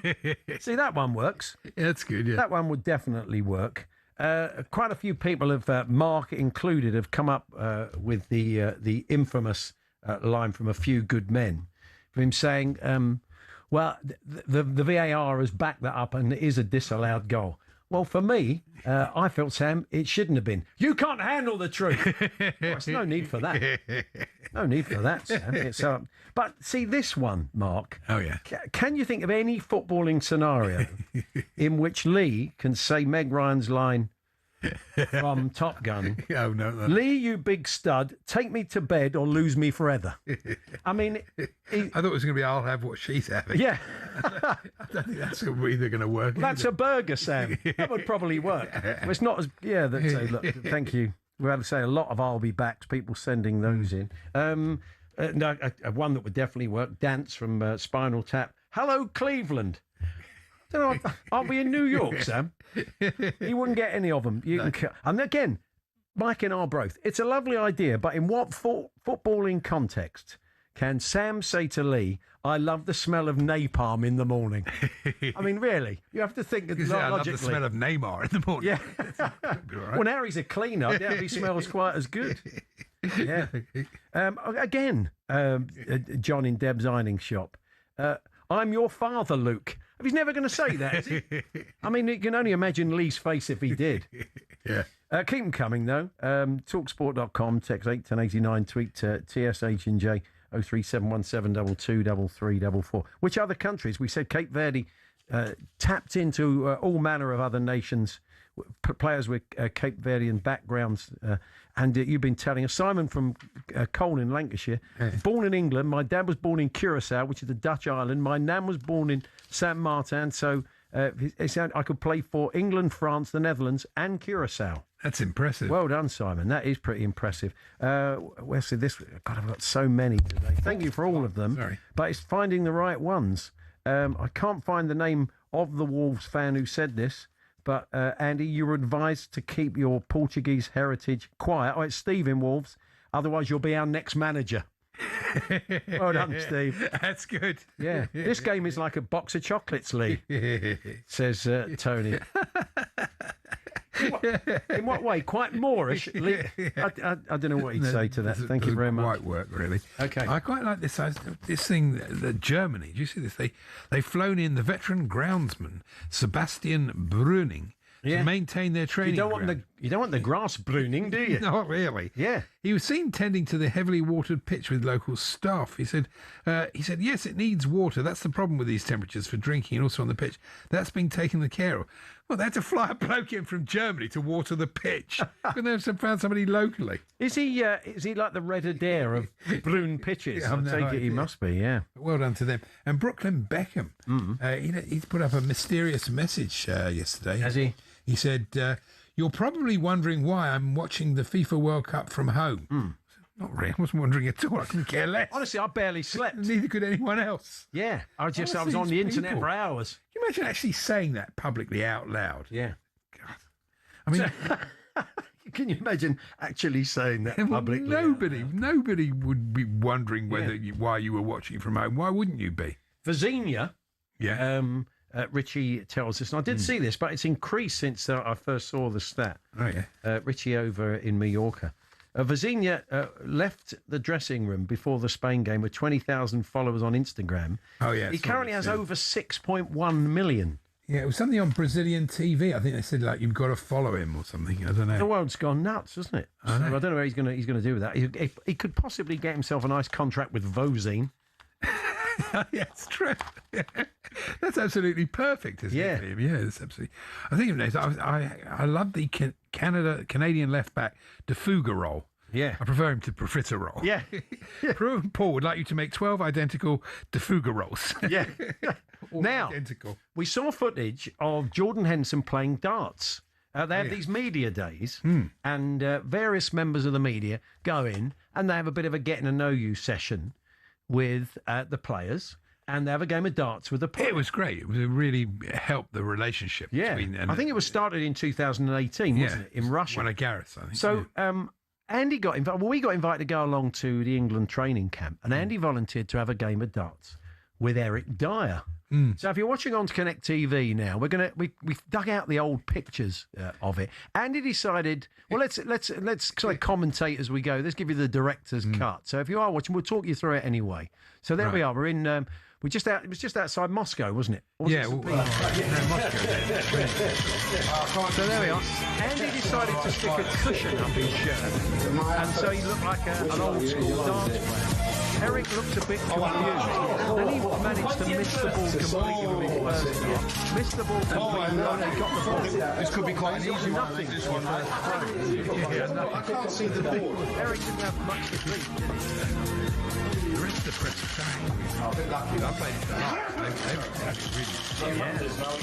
No, I didn't. What I did. I played the dog as I walked in. That's right, you played it on your phone. Very low production. He's looking back at it. You've dyed your beard an incredible shade of black as well. Quite spectacular. You're quite very thick beard, heavy of a lower face. Anyway, better now. Eric won, so well done to him. Well done to Eric. Do you see that the record was set last night by Mikel Oyarzabal, the Spanish player, playing the first player on record since 1966 to play the first 30 minutes of a World Cup match without touching the ball once. Really? Now, in a Spain team where they're constantly passing to each other, I mean, you can go some to not get a touch. Yeah. So it must have been a bet. They must have said, look, this is a pub team. We'll roll them over.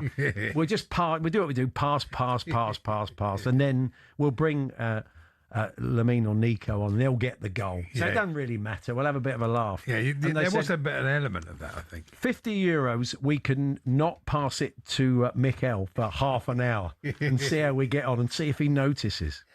What a business that is. That's surprising, isn't it? Yeah, it's a surprising record. Anyway, still to come then, as we said, Steve Bruce joining us for a chat later on. He's been an underdog manager in big games against sides, maybe as a manager that he wasn't expected to beat. So what's the secret of getting lesser players with respect to up their game? We'll be chatting about that. But as we said, street footballers are everywhere you look at this World Cup.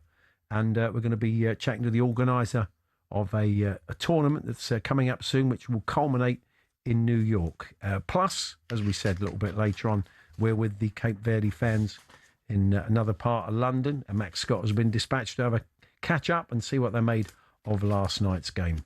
We're here with Selco Builders Warehouse. It's where the trade go.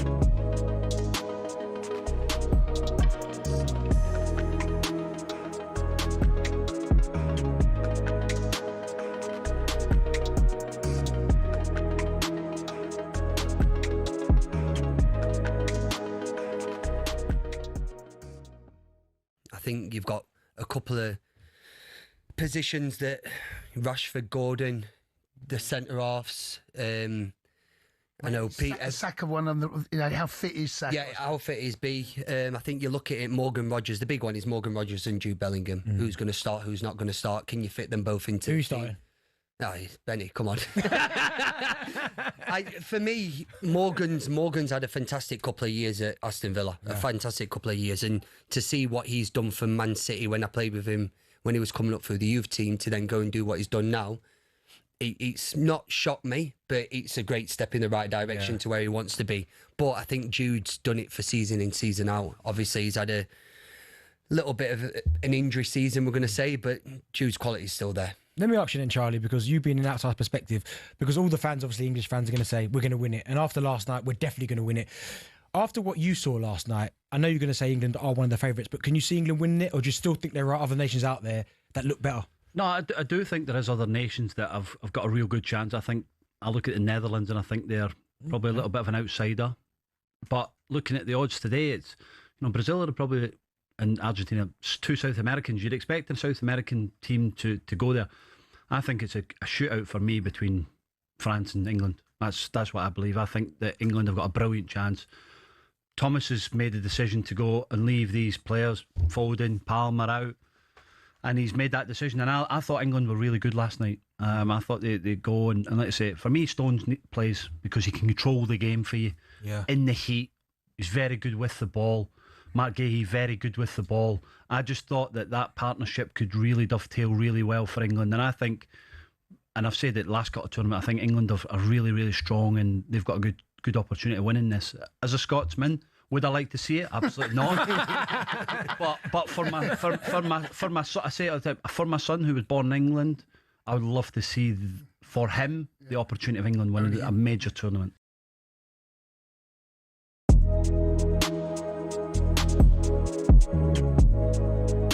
Hello, I'm Matt Forden from talkSPORT. This is How to Win the World Cup. This is the best squad I think England have ever had.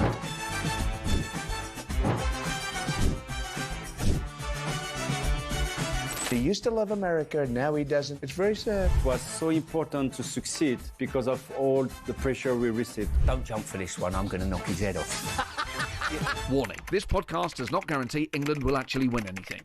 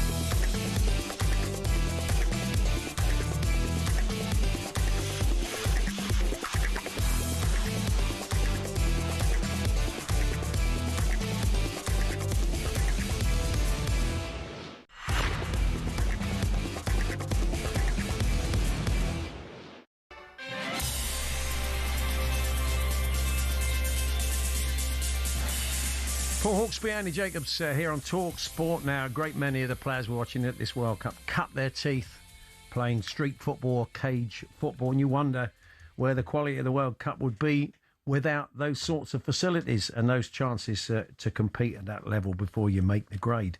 We're going to tell you about an upcoming competition that culminates from the world of street football in New York. Gundeep Anand, the organisers, join us in the studio. But before that, let's give you a flavour of the way the competition works.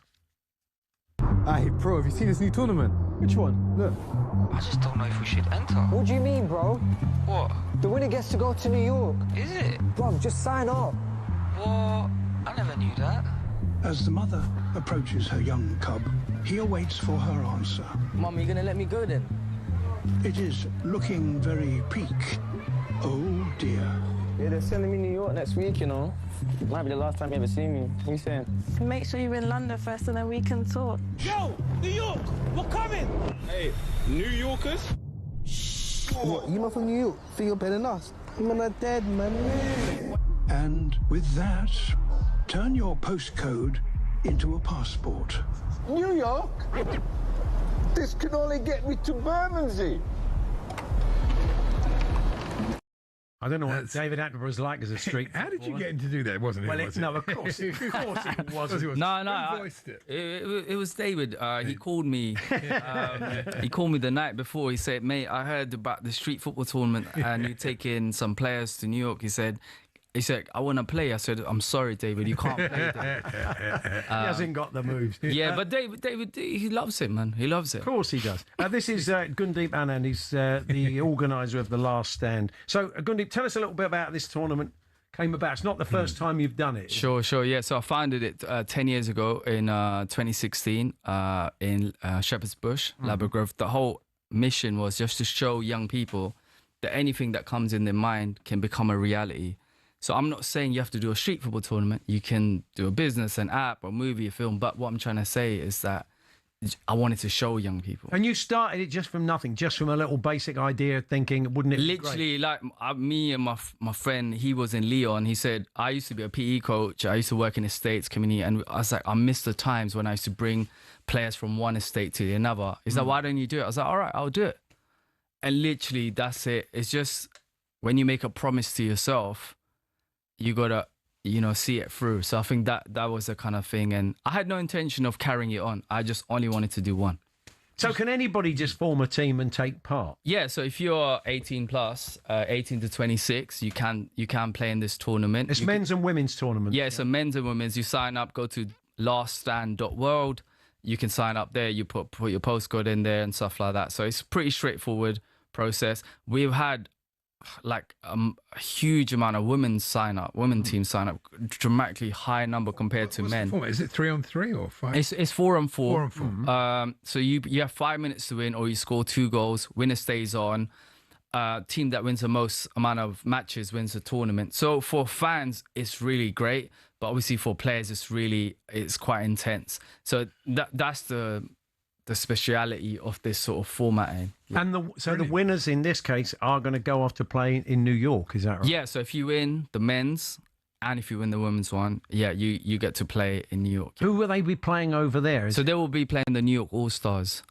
So me, Brian, we went a couple of months ago, the team, we would just kind of meet all the people and stuff. You know what? You'd be surprised.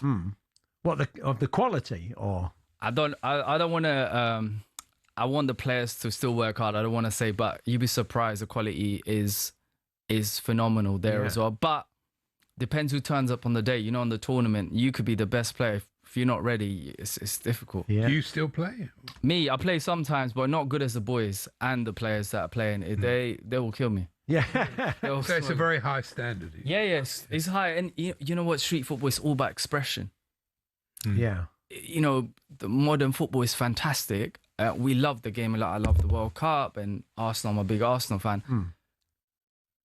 But that expression has been taken out of young people. But we still see it in some players. You know, you can see like players like Ezra. You can see were kids who played cage football and brought up a lot of that sort of South London boys, especially. So, and so it does shape them, and you have to bring other things into their game. But without that, they wouldn't be the same players, would they? Yeah, I mean, your surroundings, your upbringings shape you and define you, and we don't know what people are going through in their personal lives and stuff. What's your why? Why are you fighting for something? So I think these sort of things do shape you, I guess. But the thing about here is that you know, when you play in a stadium, you're playing in front of fans. But when you play in the street stadium, you're playing in front of your mates. Yeah. You're playing in front of your friends. You're playing in front of your family. The pressure is another level because everyone personally knows you. Can people come and watch? Yes. Come down? Yeah, so you can come on the watch. So the link is on Eventbrite. If you come watch, we also have lots of fun games. So we have like a calm zone as well. So people, they want to learn how to calm their minds with athletes and stuff like that. Okay. Also Nando's is there. So Nando's is providing free food as well. And then also on the day, we're doing a little treasure hunt as well for fans and families because we all attract a lot of families. Yeah. So for the kids, there's something to do. There's going to be different food things, and we've got some surprise acts and guests. So, and it's free. Yeah, it's free. And so give us where and when. It's Trellick Tower, June 28th, Labber Grove, which is in West London. So you can come there. You can go to Last Stand, Instagram, so _ The Last Stand _ check it out, see some of the stuff. And I know you've been around the country because I saw some old footage of our mate Troy Deeney involved up in Birmingham. So the plan to take this around the UK and maybe up to Scotland, it would be great. Yeah, so look, obviously first, we are also obviously working with being supported by the Mayor's Office, the GLA, same with the City Hall in New York. So the plan is to establish that connection. So you'd need some local support, maybe some other mayors that might step up. Yeah. I mean, if they want to play, so let's see. I mean, see what happens. Ideally, obviously, you've got the Euros coming up. So we would like to do something around that nationally.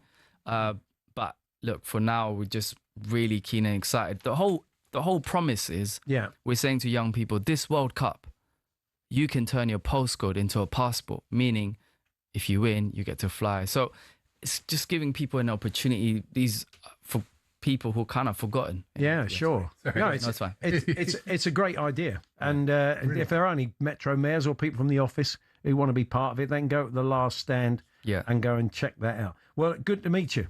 And we wish you well with the tournament. We hope it goes well, Gundy. And one last thing I want to say, you know, before I go, it's very important. You know, nowadays you see everything in the news and everything. People think, oh, it's the end of the world. There's so many good people out there. So if you have a dream, people will support you. People will get behind you, make that stuff happen for you. So don't feel disheartened or stuff, because things can happen for you, man. Yeah. Well, you've turned something out of absolutely nothing all those years ago. So well done to you. Good to see you. All the best. Thank you, man. There's Gundeep and there, The Last Stand. Go and check it out. And you'd like to go along and watch. And she'll be heading off to New York. Still to come this afternoon.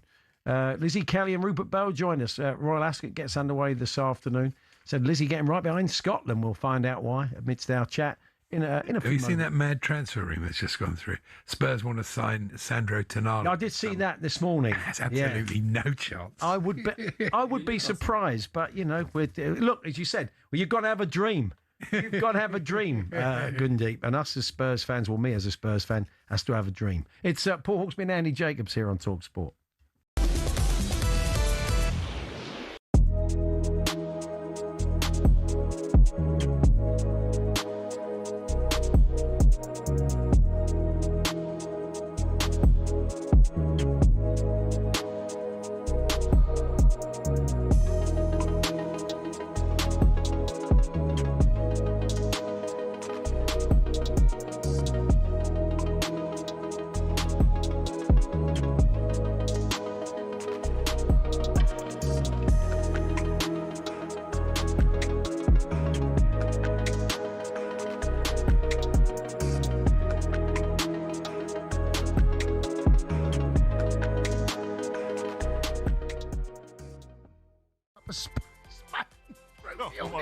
With Cape Verde, it's only fair and right we do this.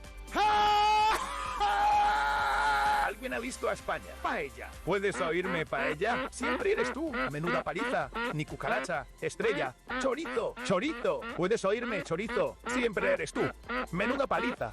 Siesta. Tiki-taka. Taka, tiki-taka. Tiki-taka, tiki. ¿Puedes oírme? Tiki-tiki. Siempre eres tú. Menuda paliza. La Liga. Tumbonas. Benidorm. Pablo Picasso. Sangría. Islas Canarias, Santiago Bernabéu, Rafael Nadal, Málaga, Penélope Cruz, El Clásico. ¿Puedes oírme? El Clásico. ¿Puedes oírme? España, siempre eres tú. Menuda humildad. Oh, mate. That's hard work, that, mate. I didn't know you could That's speak hard Spanish. work, that. I didn't know you could That took a lot of effort. I didn't know. No. I didn't know you had that in the locker. Me neither. Unbelievable game that we saw. Spain, the European champions, take on Cape Verde. In a game where I thought Cape Verde absolutely deserved a point out of that. And you know what football's like? I see 5 minutes come up of extra time at the end of the game. I'm like, this football's such a cruel sport that you don't always get what you deserve, but they absolutely got what they deserved. Yep. And had Spain somehow nicked that header towards the end, had they somehow nicked a goal, that would have been one of the biggest travesties I can think of. Listen, I was watching the game, and I was looking at it, I was thinking, damn, I couldn't see a way, because you know what it is? It's the low block that you can't unlock it no more, because people are defending so well, teams are defending so well, and it's hard to. You need individual brilliance, or what do you have to have? You have to move the ball faster to get your wingers on the ball, so you can get crosses in and get goals that way from for your striker, but. We're told Thomas Tuchel's still not decided if Bukayo Saka will start tomorrow against Croatia. He's returning from an Achilles injury. We're told Bellingham, Gordon and Stones are in the 11. World Cup winner Emmanuel Petit believes Bellingham has the talent and experience to win games for England. I think he has something to prove as well. And I think he's got the talent, the quality, the character and the personality, to do something different, with the national team. Now, Iran's manager says his team were made to return to Mexico before having time to recover from their draw with New Zealand. Here's Iran striker Mehdi Taremi. It's supposed to be, as I said, tomorrow morning recovery, then we fly to Tijuana, then we return to LA again. But right now, we have to go back because it's between the Federation and FIFA. Iran are only allowed into the States on match days as Iran's war with the US and Israel continues. Meanwhile, Tunisia's Football Federation have confirmed AFCON legend Hervé Renard as their new head coach. That's after sacking Sabri Lamouchi following Tunisia's 5-1 defeat to Sweden. And Belgium coach Rudi Garcia is managing a half-fit Romelu Lukaku. He forced an equaliser against Egypt with his first touch off the bench, while Cape Verde's heroic goalkeeper Vizinha has now gained over 5 million Instagram followers since that goalless draw with Spain. There is more at talksport.com.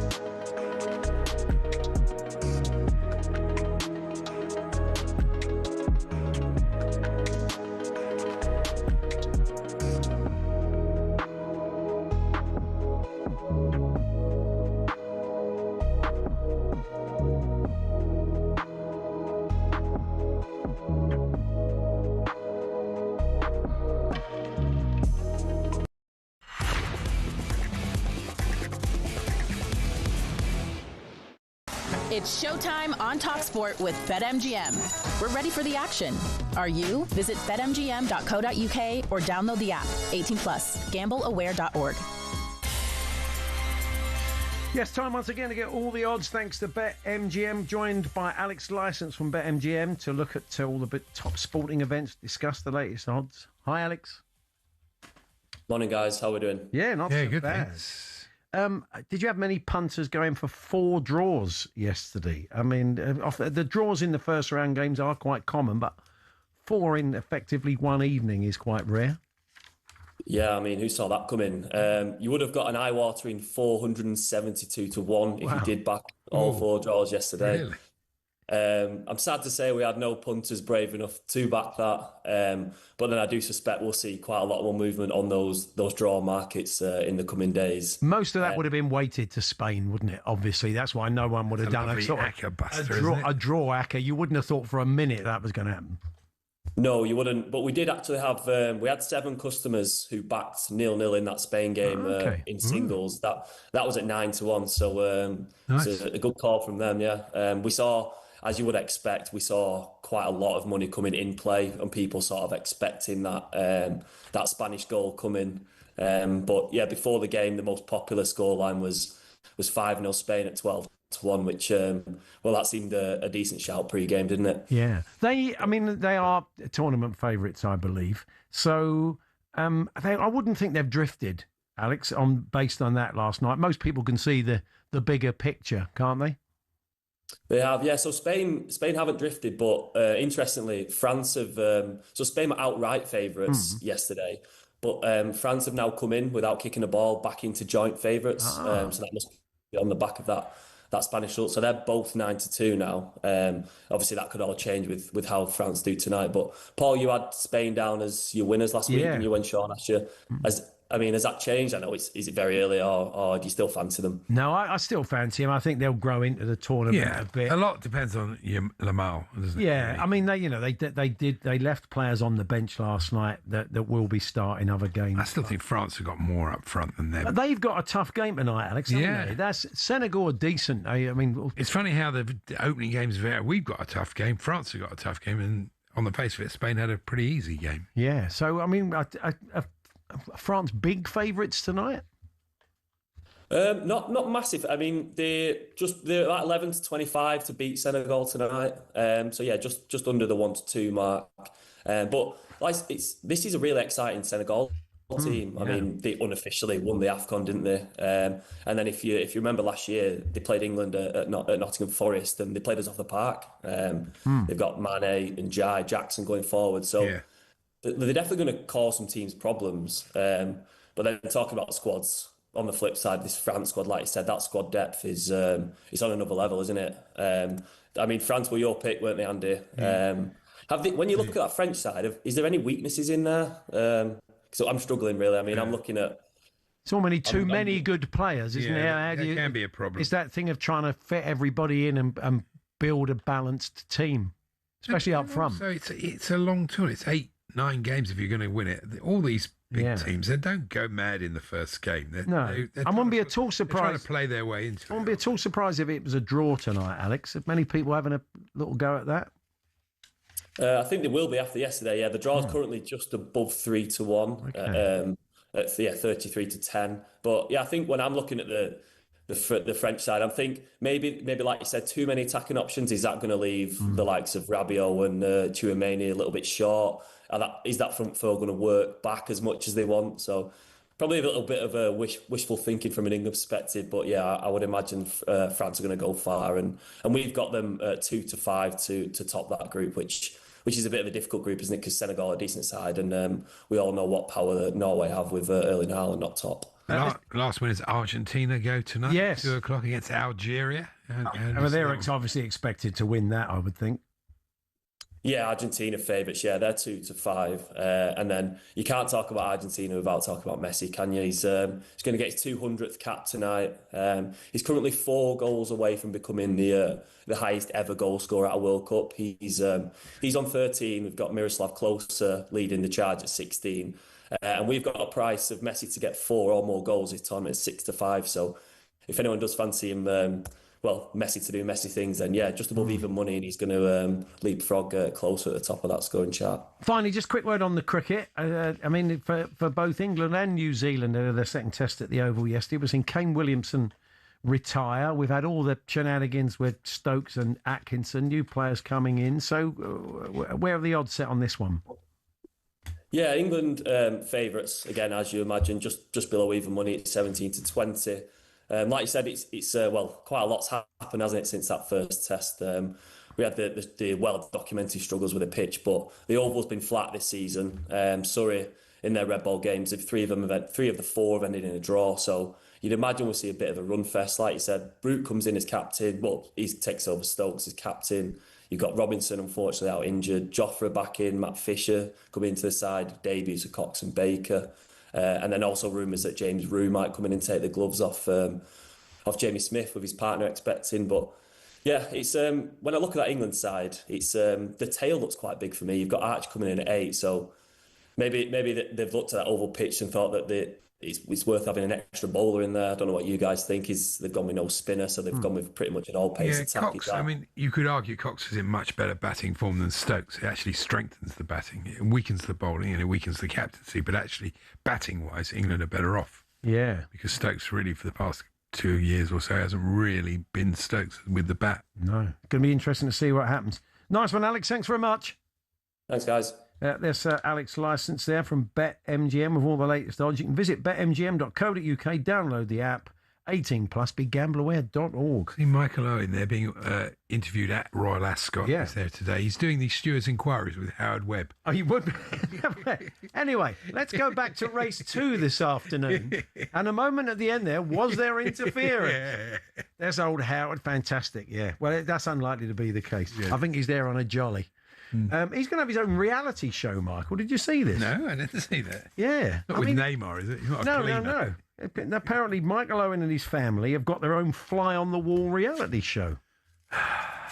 Yeah, we do need another one of those, don't we? Oh, yeah, definitely. Anyway, I don't know if he's run into Rupert and Lizzie yet. They're at Royal Ascot to bring you commentary this afternoon of some live racing throughout the week. And we will catch up with them, do a bit of World Cup chat amongst all the racing. And as we said, Steve Bruce joining us for a chat in the final hour. We're here with our very good friends at Selco Builders Warehouse. Check out this month's real deals at selcobw.com.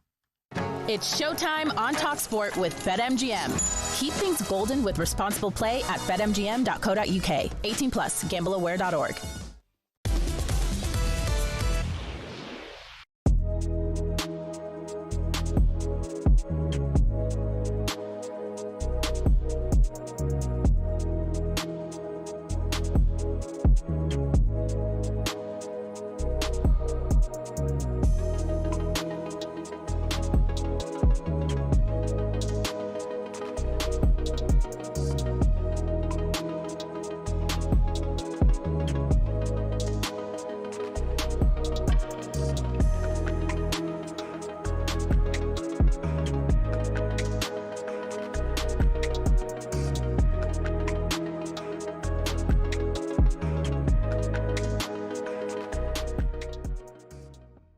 Another question that I constantly get asked is, what is the difference between Thomas Tuchel and Gareth Southgate?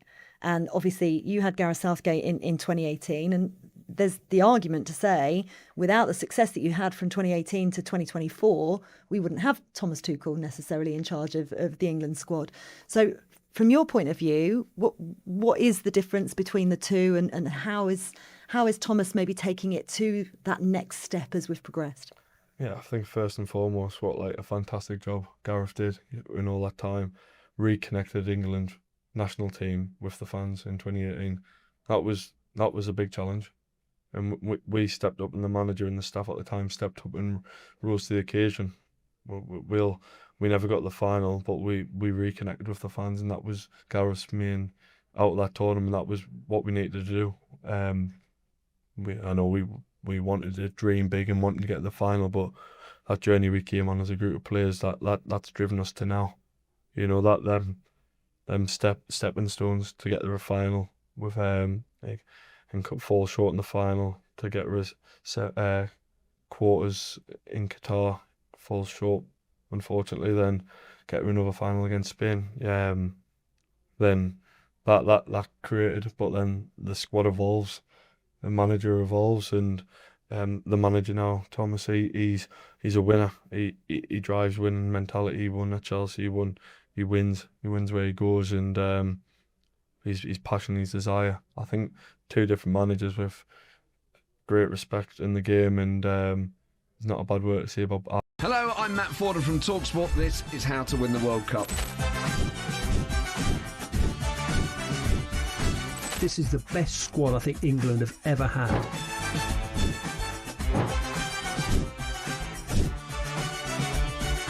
He used to love America, now he doesn't. It's very sad. It was so important to succeed because of all the pressure we received. Don't jump for this one, I'm going to knock his head off. Warning, this podcast does not guarantee England will actually win anything.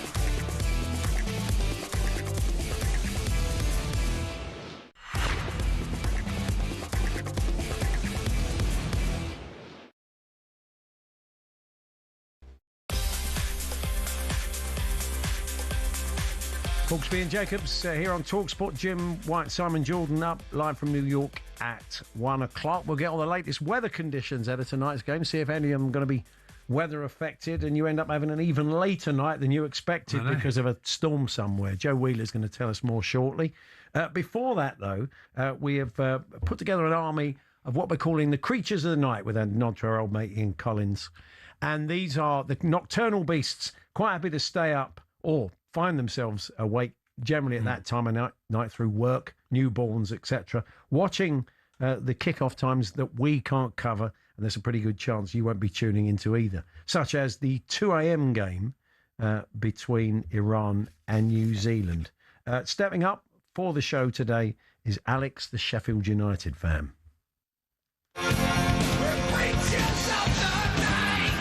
Morning, it's 1:30, 5:30 in LA, and it's Iran versus New Zealand. I really can't wait for this. It should be a thriller, end to end. It's got goals written all over it. Well, if you're Chris Wood. Chris Wood, 30 yards from goal. They've worked it well. Wood in the area. It's come for just! New Zealand strike! This game always had thriller written all over it and has scored. It's 1-0 New Zealand. Game on. To Rezayan down the right-hand side, always looking to attack, looking to cross. Comes in field, plays it with the outside of the boot. It's in the area, McGanley with the shot, and then the follow-up is put away by Rezayan. So it's 1-1, half-time. Iran just had a goal disallowed, which was offside, clearly offside, but it's a good game overall, and I'll get a coffee in and settle in for the second half, and hopefully it's as good as the first half, because it's not bad, actually. Well, you know this game doesn't have top billing when you've got nobody in the studio and no pundits and no introduction, and we just go straight to commentary. Well, needs must. Kiwis are back in front. It's 2-1. Just playing it to Wood. Back to Just! Oh, they've done it again! It's that man Just again. A good 1-2. Good finish. Iran went straight up the other end and nearly scored. So I think we've got a good second half on our hands as well. It's a good game, this. For your benefit, Andy Jacobs, we've just had a reminder at 3:10 in the morning just to scan the QR code to get your TV licence. So I'm glad they've just reminded me of that. Rezayan with the cross and headed home by Mohebi. A free header, and Iran have dug deep again. By far the best game of the tournament. By far. It's 2-2. Iran 2, New Zealand 2. Great header, great ball in. absolute thriller, as I said it would be. Finishes 2-2, the most entertaining game of the tournament so far. Who would have thought? Iran, New Zealand, absolute thriller. Worth staying up for after all, for us nocturnal folk. More of this, please. Beautiful, understated. What a great job. Yorkshire take on that. And everybody is kind of slightly whispering because there's probably a pretty good chance that someone elsewhere is still awake. Also, the energy levels slightly dropped, but then they came back again. Well, that was a great goal. Well done. And a fantastic. Good man, Alex. That was great. Alex, the Sheffield United fan. We've got a little. It'd be nice to know why people are staying up, though. Yeah. You did want that as well. It'd be nice to find out if you are one of our creatures of the night. Why are you just doing it for us, or whatever? Is there a reason why you're staying up to 2, 3, 4 o'clock? I mean, that's a 5 a.m. kickoff. I mean, that's almost if it's like delayed. We'll still be going on by the time we come on air. Yeah, it probably will be. We'll see. Anyway, but if you want to be one of our creatures of the night, you can still add to the army because we're going to need plenty of you for the whole tournament. You can give us a call now, 03717 223344. If you're the sort of person that is a bit of an insomniac, works nights, say, got a newborn, whatever the circumstances, 03717 223344. Give us a call now, register your interest, have a chat with our producer, and we can add you to the army of creatures of the night. But thank you, Alex, for that one. But now we're going to talk a bit of weather, which is maybe not been front and centre as much as we thought so far in the tournament, but there is plenty of time. A lot of indoor stadiums, and also, just you're right, it's not that extreme, although in Seattle that was unseasonably hot. That's right, yeah. Anyway, we're doing it all with our good friends at QuickFit. US football forecast on talkSPORT with QuickFit, a team selection that everyone would be happy with this summer. QuickFit, drive away happy every time. And Joe Wheeler joins us on the weather front today. Hello, Joe. Hello there. Have you been watching much football, Joe? I don't know if you've been staying up till 3, 4 in the morning to watch games. I haven't actually. I have been busy with other stuff, but it is all terribly exciting. And of course, at this stage, none of the big nations want a slip up this early on. And it's unlikely, I think, that the weather is going to cause any problems. Right at the moment, America is at the peak of its thunderstorm season. So there's always a bit of a risk. Some places more prone than others. Always a bit of a risk of seeing one of those. And at the moment, we're just watching a developing cyclone in the Gulf of Mexico. Now, obviously, not causing any problems at the moment, but it is one to watch as time goes on. In fact, if we look at the individual venues for tonight, we've got East Rutherford in New Jersey, and that's where France take on Senegal. Now, this is going to be almost perfect football weather. It's going to be warm enough for the fans, but not so hot that it's going to affect the players. And I think Senegal have got history with France. There's a bit of a score to settle from back in 2002. So it's going to be the great conditions for that, probably some of the best. And then, of course, we move to Foxborough, Massachusetts, where Iraq take on Norway. We're looking at temperatures around 24 to 26 degrees Celsius. So there's a small chance of that heat starting to affect the players because for us, that really is quite warm. It'll feel warmer and stickier than New Jersey, but conditions shouldn't be so bad that they're going to dominate the match. I don't think it's going to be a major feature of the game itself. Then we move on to Kansas City, and this is where we're most likely to catch a thunderstorm or a bit of a shower at some point. And of course, every Argentina game was part football and part Messi farewell tour, isn't it? So again, we're looking at temperatures around 25 or 26. Those temperatures falling off a little bit later on, but as I say, the risk of a thunderstorm there. And then lastly, on the other side of the states, we've got Santa Clara in California, the Levi Stadium, where Austria take on Jordan. Now, here we've got something a little bit cooler, 18 or 19 degrees Celsius. It'll be dry. There'll be a light breeze from the bay, and it'll be cooling through the evening. So probably the best football weather there. Cool, comfortable, and obviously ideal for some high energy play. Fantastic, Joe. Brilliant. Comprehensive. Thanks very much. We'll catch up with you soon. Good knowledge. Good Joe Wheeler there, giving us all the latest. And you probably, by the sound of it, in Santa Clara, you don't need a hydration break. And a few people have been saying, and they were talking about it after the Belgium-Egypt game last night, because the wind was taken out of Egypt's sails, wasn't it? Yeah, same Just after they scored, you saw it, they kind of lost momentum. Yeah, absolutely. But you made a very good point yesterday, and you're right, that you can't have it in some games and not others, because coaches have had 6 minutes in a match, mid-match, to actually work with their players. So there'll be other coaches saying, well, hang on, we didn't, just because it was a bit cooler, we didn't get the advantage. Yeah, no, of that. you can't. And it could skew games. Yeah. So I think once you're committed to it, Yeah. you've really got no choice, have you? Doesn't stop people saying it though, but that's the reason. Mark got in touch. He said, guys, I don't know if you noticed, there were a number of Celtic shirts in the crowd, and a lot of them were supporting Cape Verde. Oh, really? No. Mark it's a Portuguese thing, isn't it? Sporting. Well, it's not. No, it wasn't. No, these were Celtic shirts. Really? Yeah. And Mark says it's because Henrik Larsson's dad was from Cape Verde. Oh, right. Okay. So that's what it was. So the Celtic fans have a bit of a soft spot for him and feel pleased to be putting on the show. Talking of the hydration breaks, Chuddy has been watching the American feed of some of the games. He said on Spain Cape Verde last night, they flood the water breaks with Chicken McNugget adverts. And they also do it on corner kicks and VAR as well. So there we are, sign of the sporting apocalypse. That's not They're good. using every opportunity. A very good suggestion by one of the listeners earlier on, Ben, who said, what about in the winter months? We have a Bovril break. Yeah, that was good. First and second half.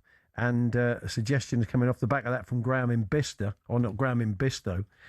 He says... Not Graham in Bubista. No. The Cape Verde coach. He doesn't know. Love his outlook. He says, surely the VAR for the Bovril breaks will be supplied by Beef Stockley Park. There we are. Thank you very much for that, Graham. Yeah. So... It'd take 10 minutes to arrive and they'd be cold. Indeed. So, we're going to be chatting to Max Scott a little bit later on. He's ventured down to another part of London to catch up with the Cape Verde fans. They were all watching the game last night. There's other parts of the country that've got a kind of Cape Verde population. Was it in Cardiff? Cardiff, that's right. But certainly there's a fairly big one in London. So Max has gone down to have a chat with the guys, and we'll catch up with him live a little bit later on to see if they're still bouncing off the walls after that fantastic draw with Spain. Steve Bruce is going to join us, and Steve can give us some insight into going into games with players that, on the face of it, haven't got a prayer. But, it's the gaffer's job to raise the game, and for those players to raise their game. So that's something we'll discuss with Steve. Look ahead to tonight's matches. All that and a whole lot more. You want to get in touch this afternoon? We'll have more of those exchanges about the movies between Sam Matterface and Lee Dixon, which seem to have taken your imagination today. talksport.com/H&J. You can text to 81089, or you can tweet to TSH&J, or give us a call 03717 223344. Sports News next. US football forecast on talkSPORT with QuickFit, your car's star player you can always rely on this summer. QuickFit, drive away happy every time.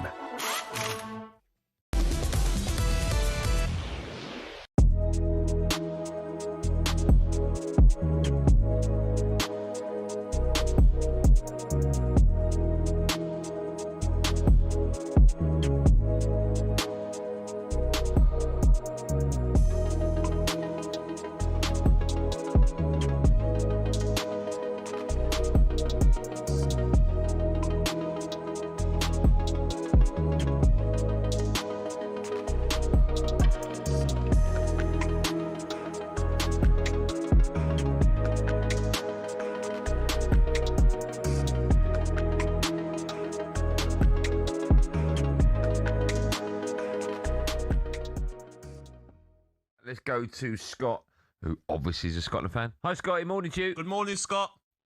Morning, Andy. Morning, Gabby. How you doing? All well, mate. You got a day off today? No, mate. I've just pulled into work, unfortunately. Okay. How's your head? It's all right, mate. I've had a day off to recover from it, but I'm buzzing. I'm still buzzing. I think it's fantastic for Scotland to be there. I think I'm a pragmatic fan. The game was pretty rubbish, and as you keep on mentioning, Andy, they were 82nd in the world, so we know who we've beaten. But yeah, I think it's great for Scotland, and we've waited a long time for Why this. do you keep saying that, Andy? My producer writes it down for me. No, he doesn't. That's how it works in TV and radio. You've got a script sometimes to go into audio. I'm sorry Nothing to about do him, with me. Scott. I'm going to be more positive, mate. I am watching the game, listening to the national anthem. It's gone viral. The passion from the Scottish fans is amazing, isn't it? It's unbelievable the noise that we make. Yeah. We're just there to enjoy it. We're absolutely buzzing, and I'm from Aberdeen as well, from a small town these days, and just to see the streets just absolutely packed at 5 a.m. was just fantastic. How far can you go in the World Cup, do you think, realistically? Realistically, I think watching Morocco-Brazil, I think Morocco are the dark horse here. I honestly think if we're going to get another point, I think it comes from Brazil, and I know people are going to laugh at that. No, you're right. I think Morocco were Can I ask, do you think Morocco are the dark horse, or do you think that Brazil are just poor? A bit of both. I think Brazil are filled with unbelievable talent as usual, but I think in the England team that I...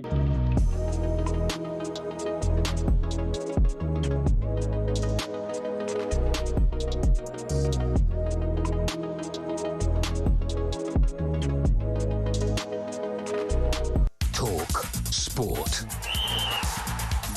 With the headlines at 12:01, I'm Tom Clayton. Good afternoon. We're told Anthony Gordon will get the nod for England over Marcus Rashford tomorrow, while Bellingham and Stones are in the 11 to face Croatia. But we understand Thomas Tuchel's still not sure if Bukayo Saka will start as he returns from injury. Saka's Arsenal teammate Noni Madueke could play on the right instead. I don't really focus on those type of things, whether I'm starting or whether I'm coming on. I feel like that's wasted energy. I just try and make sure I'm in the right mind frame to affect the game. England v Croatia is live on talkSPORT tomorrow night. Iran's manager claims the team's been forced to return to Mexico before having time to recover from their draw with New Zealand. Here's Iran striker Mehdi Taremi.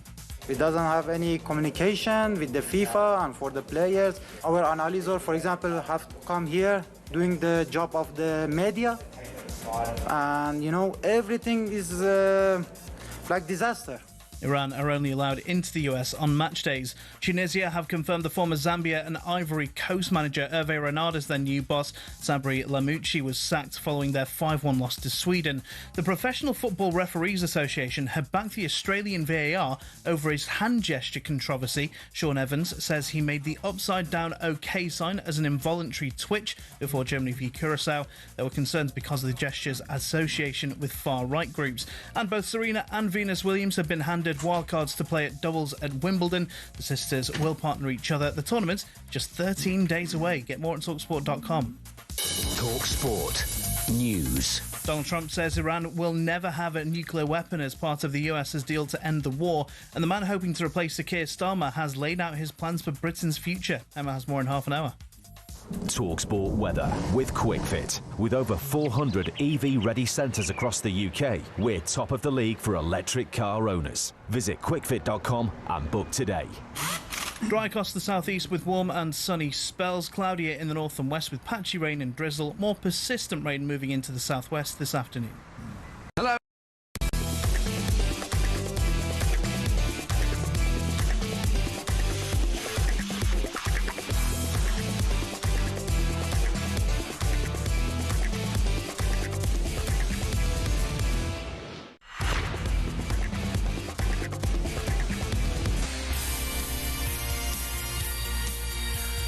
Good afternoon, I can say it at last. I've been getting it wrong all morning, of course, for obvious reasons. In case you're wondering what the heck's going on, it's been a week or so now, or nearly. But Jim and Simon are up at 1 with Switch.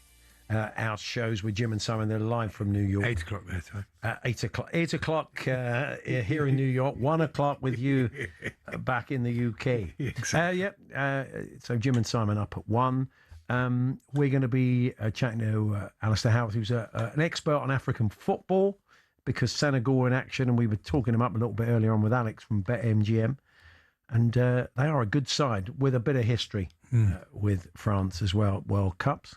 Now, the only downside really from our point of view of this World Cup is that it doesn't give us the opportunity to enjoy some great live racing on talkSPORT in our afternoon shift. Absolutely. And to chat to Rupert Bell and Lizzie Kelly, our fine commentary team. But they will be bringing you commentary over on talkSPORT too, and all the colour, and all the best of Royal Ascot. And we thought you would check in with them now to wet your whistle. Good afternoon, Rupert. Good afternoon, Lizzie. Good afternoon. Good afternoon. Who are you wearing this year, Lizzie? What have you gone with? Because we haven't got your pictures. And what have you gone with outfit-wise? Because that's a big thing at Ascot, isn't it? Yeah, well, I've stuck with a tale as old as time, and that's a monochrome, black and white, polka dot dress, and it's with a black and white hat and some lovely, gorgeous black shoes. So I'm looking, and actually, you're in black and white as well. So we actually couldn't have picked We couldn't have organised this better because So Rupert's wearing sweet. his houndstooth trousers. Oh, Whose really? dead relative are those? So true. No, actually, I got given these. Given them. Oh, yeah, that's the second option. That is the second option. Who gives you an old pair of trousers? That's a bit weird, isn't it? No, darlings. I did a photo shoot with Favorbrook with my son. I remember that. And as my fee was what I'm wearing today. Wow. So there you go. And I The haven't been tie off. sadly does clash with everything. What? Sadly. Because it was lovely other than that. Okay, thanks. Well, it's off to a good week. And yes, no, but I'm told the colour this year, having spoken to someone from Ascot, it is big red tomato type colour. Yeah, well, they've called it tomato, haven't they? But really, they just mean red. After a few bowls of Malbec, you often do look like a big red tomato, Rupert. Well, I was in an Argentinian restaurant on Nobby No Mates last night because Lizzie couldn't be bothered to come up till this morning, and sitting in an Argentinian restaurant in Reading, which anyway, Well, it's known for its all by Argentinian myself. food, Reading. Well, it was absolutely delicious, but I just was sitting there on my own. But luckily, I've got company tonight. Lizzie is going to, I think, brave it in Reading. Braving it in Reading. It's hardly the hood, is it? You're not going to need an armed guard with you. It's a wonderful event, the Royal Ascot Week. It's not just the racing, is it? That's sort of, it's important because it's quality racing, but it's the whole procedures and the way everybody looks. And the royal patronage, of course. You don't have to remember. You used to always have the late Queen. What was the late Queen you could going have to a wear? bet on it, yeah. The colour. I take it we do this with Camilla these days, do we? What's the Camilla's going to know? They do tie. What's the king's tie? Oh, what's the king's tie? Okay. Yeah, that's what they've come up with this year. So you can go. I think blue is the favourite. Right. I'm going Mickey Mouse. But you mean he's going to go Mickey Mouse? Nice. Yeah, he wears a grey morning suit. Which you don't like, do you? No, I don't like a grey morning suit. I'm sorry, his match. right. But I just, I'm not a grey. There goes my royal job. Did you see though that when on the day of the Derby, the king attended a wedding in the morning. Yeah, and then he flew straight to Epsom. For the he missed Oops Upside Your Head at the wedding. He missed them doing Come On Eileen. That must have been a real blow to him. But he was wearing the same thing, wasn't he? Yeah. Yeah. Well, interesting. Well, he didn't really have time because he left at 2:10 and arrived at 2:53.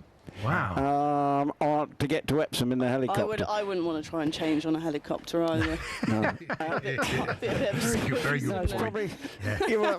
But the interesting thing is the bride and groom of that particular wedding are coming today to the royal because I've just seen something that maybe I don't know whether I've gone early with it, but I may have. He's broken the embargo. Are they in one of the carriages? That's what you want. Well, it has been. Oh God, I'll just check. They're in the same. Can we bleep the last 10 minutes or dump the last 10 minutes? They're in the same carriage with Gemma Collins. Now, Lizzie, we've seen you saying no Scotland, no party. You're getting right behind Scotland. Yeah, do you have celebrate. Scottish roots? Why is this? No, I just went to Edinburgh on Saturday, and I'd never been to Scotland. Oh. And obviously they played that night, didn't they? Yeah. And that was great. Obviously I didn't stay up for that. And then I went to a Zach Bryan concert the next night. Zach Bryan, he's like this big Western. Yeah. If you know Zach Bryan, you know exactly what I mean. Yeah. Anyway, it was at Murrayfield, and everybody was singing "No Scotland, No Party," and I was wearing a tartan jacket. Right. I had a funny hat. I loved it. So I think I do have Scottish roots back somewhere in my heritage. So maybe I'm just gonna really get on board with it. I loved it. Oh, Edinburgh's one of the great cities of the world. It was amazing. It was incredible. I enjoyed it so much. Oh yeah, it was so much fun. So much to do in Scotland. You should definitely get and have a good look around. Now we've got to go, Rupert and Lizzie. Racing gets underway 2:30. The first race, is that right? 2:30. Yep, and then 3 Group 1 races. Amazing racing, and we're just up now to go and eat a scone up. more on that later in the week. Enjoy. Hopefully we'll catch up with you later in the week. Thanks very much. That's Rupert Bell and Lizzie Kelly there, live from Royal Ascot, over on talkSPORT 2. Some top racing. They'll be on form, as always, bringing you commentary. We mentioned earlier on the really interesting game. We see the French we see Argentina for the first time overnight. We see the French in prime time. It's a game, of course, we'll be bringing you live on talkSPORT. Natalie Sawyer hosting that one. Joe Shannon and former Scotland assistant manager Mark McGee are your commentary team. We quite fancy Senegal to give France a real game. Obviously, all eyes going to be on France as one of the favourites, but as we said, previous in World Cups, Senegal have with France. Alistair Howarth is an African football expert. He joins us now. Hi, Alistair. Hey, guys. Thanks for having me. Pleasure. It's a pleasure. So, yeah, I mean, for those that don't, I mean, plenty of people would have seen Senegal take England on and kind of cause a bit of a rethink in the England ranks from Thomas Tuchel and his coaching staff afterwards. It may be seen, if we go on and win this World Cup, we may have to thank Senegal for it, Alistair. Yeah, look, they are a team that's made many other nations rethink how they play football. Look, the last time they played England before that was at the 2022 World Cup in Qatar when they got hammered by England in the round of 16. Since then, Senegal have only gone from strength to strength. I think they've played 31 competitive fixtures since then in qualifiers, two different Africa Cup of Nations. And across those 31 matches, they've not lost a single game in normal time. They only have lost to Senegal, to Côte d'Ivoire in penalties in 2024. And I guess you might say they lost to Morocco 3-0 in the AFCON final, depending on who you ask who won that final. But they come into this tournament full of confidence and in a great run of form. Yeah, bear in mind, they hadn't just beaten England at that time. They also beat Brazil. So they're a very serious team and very happy to take on France. Has what happened in AFCON strengthened their resolve? Because most people thought it was a bit off, didn't they? Absolutely, it has strengthened their resolve. And to be honest, the ruling that went against them, if anything, has done them a lot of favors. It's kind of even strengthened that more. When you look at all their social media posts, when you look at everything the players say, they always refer to themselves as the African champions. In the March international break, the first time they were playing matches after the AFCON, they had a friendly against Peru in Paris, and they were kind of hosting that as kind of a chance to celebrate with the kind of diaspora fans who missed out on going to Morocco for the AFCON. And they brought the AFCON trophy with them, and they had a trophy parade. So for them, it is kind of, even the fact that it's been stripped from them, they've bought into that. It's given them a lot stronger sense of cohesion, a stronger sense of identity. It gives them a sense of kind of the world's against us a bit, but we can still beat anyone and we can still take on anyone. Nicholas Jackson likely to start up front. As far as I know, he hasn't. I mean, is he still your player? Oh, yeah. He's still there. Do you think he'll come back? Because if not, he's kind of playing. He's playing either way. He's playing for a move or to impress the new manager. I like him, and let's be honest, he was a lot more successful than Liam Delap. But you hope Delap will come good. But he did score. But the thing with Jackson is he gets into great positions, and he misses a lot, but he does score. Yeah. It's going to be interesting to see how he does. He's got plenty to play for, hasn't he, Alistair? Yeah, 100%. And I think, like you said, we saw where Nicholas Jackson's kind of absence hit Chelsea was, I think, in the performance of Cole Palmer. Absolutely. I think he was someone who thrived on someone ahead of him who makes those runs, who makes that movement. And I think Jackson is the exact same for Senegal. He doesn't have a terrific goal-scoring record, but his ability to kind of move into different positions, to drag defenders, really opens up the pitch for, in particular, Sadio Mane, who in the last couple of years has kind of almost adopted that Cole Palmer position as a number 10. Yes, I mean, when he was at Liverpool, we're used to him bombing down that left wing, but he's adapted into more of a cultured playmaker for Senegal. So having Nicholas Jackson ahead of him is a great shout. But Jackson himself doesn't always start. They have some other really good options, in particular Sheriff Ndiaye, who's a bit more of a target man. And I think that's what this Senegal team has. They've got a lot of depth in virtually every position. They're quite comfortable rotating the side. And it's not just a team about Sadio Mane. Ismaila Sarr, Crystal Palace's best player of the season last season, has done very well for Senegal. On the other side, Iliman Ndiaye, Everton fans will be very familiar with what he brings. So they've got a lot of options. They want to get something from tonight because it's Norway up next. It's not an easy group from that point of view. And if you except that you've got Iraq in the group, and you'd imagine these three teams are all going to qualify. Well, if you end up losing both games, and are you going to qualify with 3 points? I suppose it could come down to how many. I see what you mean. Yeah. So, ideally they're going to want something out of tonight. And, on the basis that quite a few of the favourites like Spain last night have started slowly. Draw will suit them, I think. A draw wouldn't be out of the question, would it? Yeah, certainly. Look, I think it would be a huge, massive result if they repeated what they did in 2002 and beat France. But I think a draw is certainly within reach, and certainly something they think that they can do and are very confident in. And like you said, it's a tricky one because Senegal, I think, are probably the best African nation coming into this World Cup. They're in brilliant form, but they are in this awful group. And like you said, we can't underestimate Iraq. I think Spain underestimated Cape Verde, and they suffered the consequences. So I think there is a need to get a result here and as well as against Norway, because it's a tough old group to get out of. Nice one. Good to talk to you, Alistair. Really appreciate it. Thanks very much for joining us. Cheers. That's Alistair Howarth there over in the States watching the World Cup unfold, and our team out there will bring you France-Senegal tonight at 8 o'clock. That's followed by Iraq-Norway, the other game in that group with Dance and Tony Cascarino.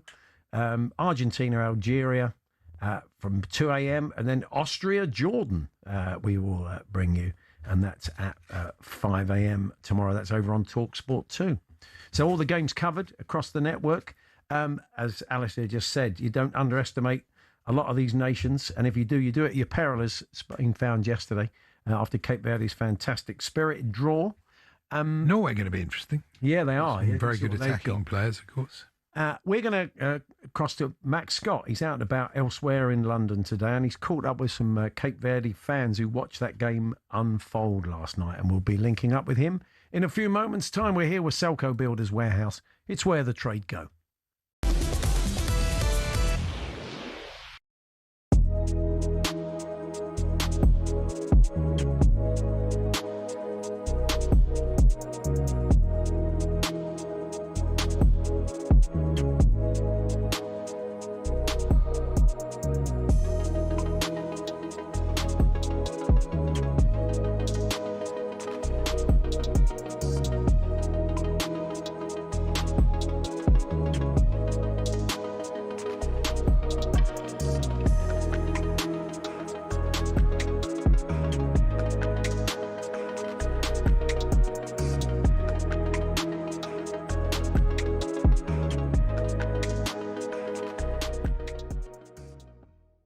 Problem is, I think I try and turn things into a roast that aren't a roast. Like the Brits, I'm like, oh, this could be like a roast, and then I try to do roast jokes within the Brits, and then it's like, no, this is like primetime ITV. But it's a family audience. I thought your gags at the Brits were fantastic, right? But that is the most difficult gig, I think, for a comedian, because primarily people are going there to see the winners and hear music. And get drunk. And get incredibly drunk. Incredibly drunk. And also in such a big room that you're...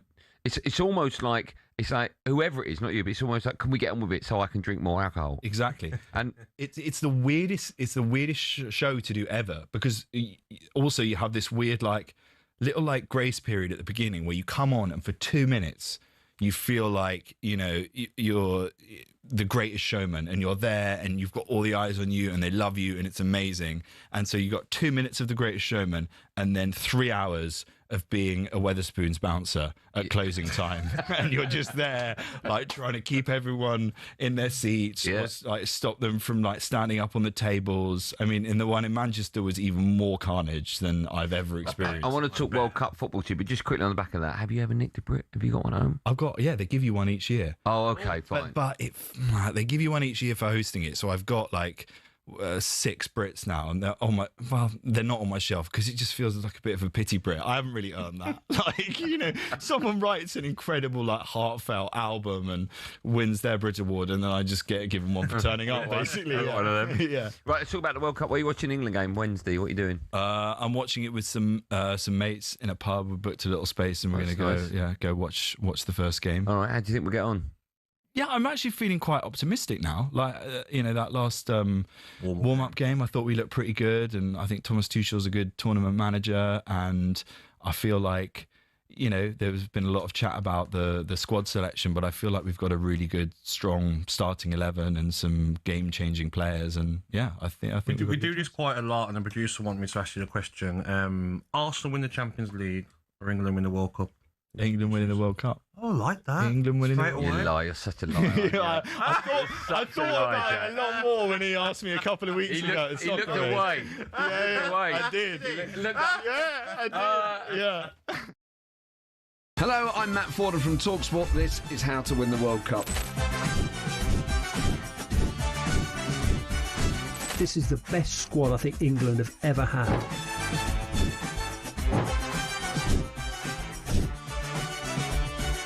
He used to love America, now he doesn't. It's very sad. It was so important to succeed because of all the pressure we received. Don't jump for this one, I'm going to knock his head off. Warning, this podcast does not guarantee England will actually win anything.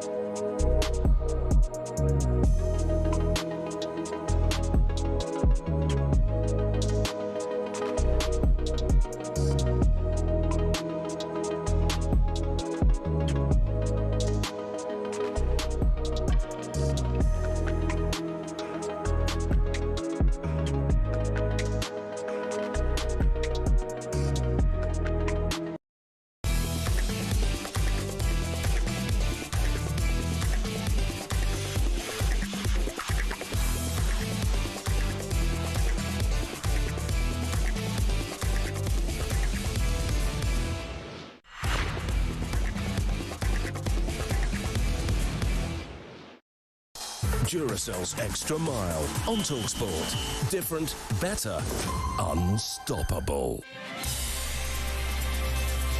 Yes, time once again for Duracell's Extra Mile, where we'll be picking players who we think went the extra mile, and it's very difficult to pick a particular player out amongst all of the Cape Verde players who heroically kept Spain out last night. I mean, just watching... You've got to go with Vozinha and Pico Lopez if you're really picking anybody, but it was a very collective thing. I mean, you watched when Emma Hayes on the ITV commentary was talking about just how compact they are and how they defended and the movement between the defence and the midfield. It was pretty amazing stuff.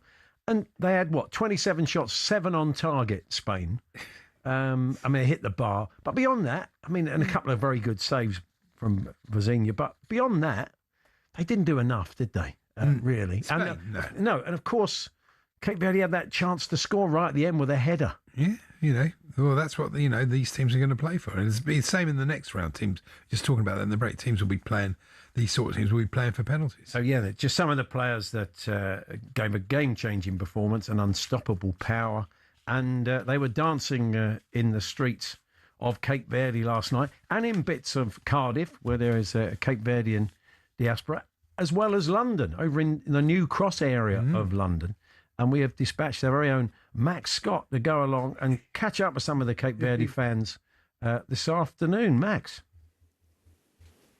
Yeah, good afternoon, boys. It's a pleasure being your roaming reporter. And on day one, my cameraman Stuart's already encountering the height difficulties. You can't see him, but he's about 200 metres away, just to fit us both in shot. But of course, after last night, that historic victory, I had to track down Annabella, who is the founder of the Cape Verdean Association. We're here in Stockwell Partnership, which is sort of a centre of charitable activity here in London. We found you, Annabella. You were there last night watching with loads of the Cape Verdean community here in London. Just talk me through a 0-0 draw against Spain. You didn't win, but it feels like the biggest upset in the World Cup so far. Definitely. To us, it was not about winning for Spain, but it was about being there, because now what's happened for us, Cape Verde is in the world stage, Cape Verde is in the mouth of everyone, and seeing so many people there at the restaurant, different generations, families, friends, all cheering up for Cape Verde was really nice for us. It's your first World Cup. We're talking about the smallest, I think by landmass, I heard it reliably from Gabby Agbonlahor on breakfast this morning, smallest country by landmass, second smallest in terms of the population, just over 500,000, but there are millions of Cape Verdeans all over. Yes. What does it feel, what does it mean to be in this position in a World Cup on the global stage? To us, it means a lot, because as you said, within Cape Verde is like just over 500,000, but there's more people living outside Cape Verde than in Cape Verde. worldwide is estimated to be around 1 to 2 million. Here in the UK, we are about 30 million. We can't have a precise figure because of different nationalities. But to us, it's more than that. It's just being there. So it's fantastic. Talk to me about the performance, because you said to me on the phone this morning that you felt Spain underestimated you a little bit. Interestingly, their captain, Rodri, who's got a little bit of history doing this with Manchester City, complaining about your tactics, that you were defending too deep. What do you make of the, of that and the way maybe that they expected you to lie down and get beaten? I think that Spain, not only Spain, but everywhere, people were underestimating Cape Verde because obviously we're a small country, first time in the World Cup, so they were not expecting us to perform as we performed.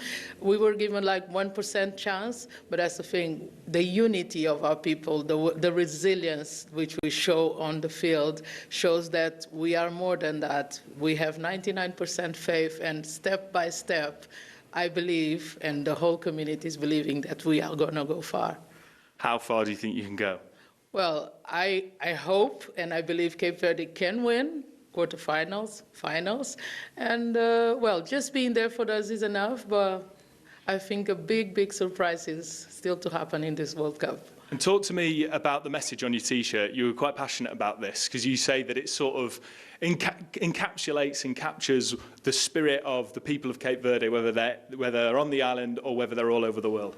Yeah, definitely. So this T-shirt, we did it within the organization, and yesterday a lot of people were wearing it. And it does say 10 islands, which is Cape Verde, 1 nation, 1 heart, because that's what is happening with this World Cup. There's 10 islands in Cabo Verde. There's a nation worldwide, but all our hearts are connected. We are all connected. We are proud of our country. It's our culture, it's our tradition, it's our ancestry, and for us, this descents, and for our children and our grandparents, it's a proud thing to see that everybody is connected despite of not being in America, but we are all there. We are on that field with those players. I love that. Speaking about pride, you must be proud of your 40-year-old goalkeeper, Vozinha, who had 50,000 Instagram followers yesterday. Now he's on 6+ million. What was that performance like, and some of those world-class saves that he was making yesterday? Yeah, yesterday we were at Bela Lisboa, a from Portuguese restaurant in East London, and we were watching the game. And to us, every time Vozinha was saving or defending, it was just showing the resilience, the humility, because we are a very humble country, but we are resilient. We believe. We don't give up. We might not see the end, but we know we will get there. And I think Vozinha showed that we will get there. We don't know what's happening in the next game or if we are going to be in that final, but we know we will be there. Annabella, absolute pleasure to speak to you. Thank you so much. And this is what the World Cup's about, right? There's all of this sort of geopolitical stuff happening off the pitch, fans being absolutely rinsed of all of their money. But when you get a result like that last night, boys, it brings to the fore the absolute best of the World Cup. Cape Verde doing what nobody thought was possible, getting a point against Spain. And speaking to Annabella, just getting a bit of an idea about how much it means to their people worldwide. Absolutely, Max. Thank you, and thank you to Annabella. That was really interesting. Very emotional, actually. It's lovely. Yeah, it's lovely. And it kind of connects people. If they get 3 points from Saudi Arabia, they'll be through. Yeah, be amazing. And I wonder what it's done for the tourist ball, because as Annabella said, everybody's talking about the islands, and there's a few people probably on, on the old TUI website today thinking, you know what, we'll have a little sneaky week there. I don't think they're going to win it, though. I thought it was a bit optimistic. you got to dream. You got to believe, I suppose. So there we are. That was Duracell's Extra Mile. We will be chatting to Steve Bruce, and we'll be reflecting on that and talk to Steve, because as a manager at times, and even as a player, you're the underdog, you're not fancied, and somehow you get your players, or as a player, you turn out a performance that's unexpected. So we'll get some insight into that from Steve. Before we hand over to Jim and Simon at 1, and they have a very special guest on the show. We'll play a little clip from a conversation Jim's had with Paul Pogba in the next half hour of the show. Duracell's Extra Mile on talkSPORT. Different, better, unstoppable.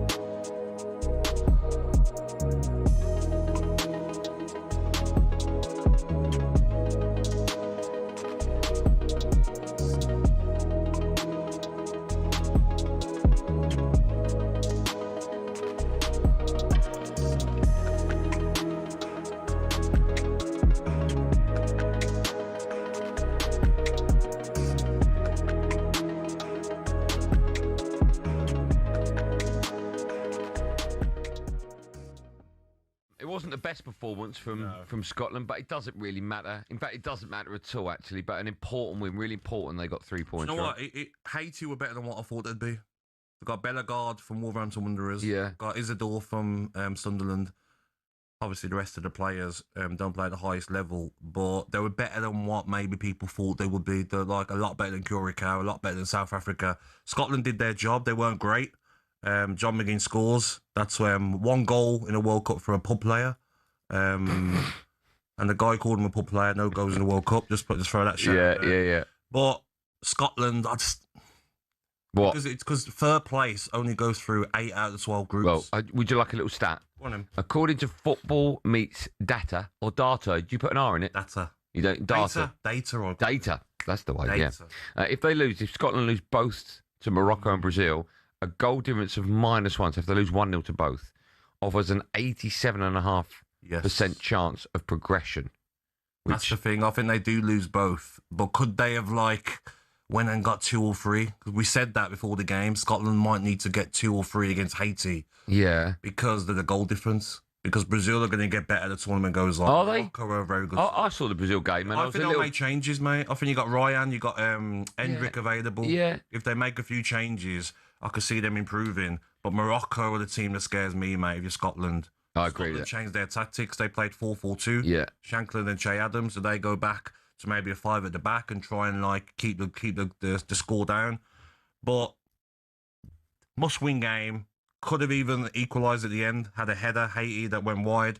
But Scotland probably would be a bit frustrated that they didn't get 2 or 3. Are they through Scotland in your head? I don't think so. You don't think they're going to go through? No, I don't think so. That's what I'm saying. Do you think they'll go through? I'm not sure. I'm 50-50. Okay. Because it's only 8 out of the 12 teams, and I look at the goal difference. I think it's still up in the air. Okay.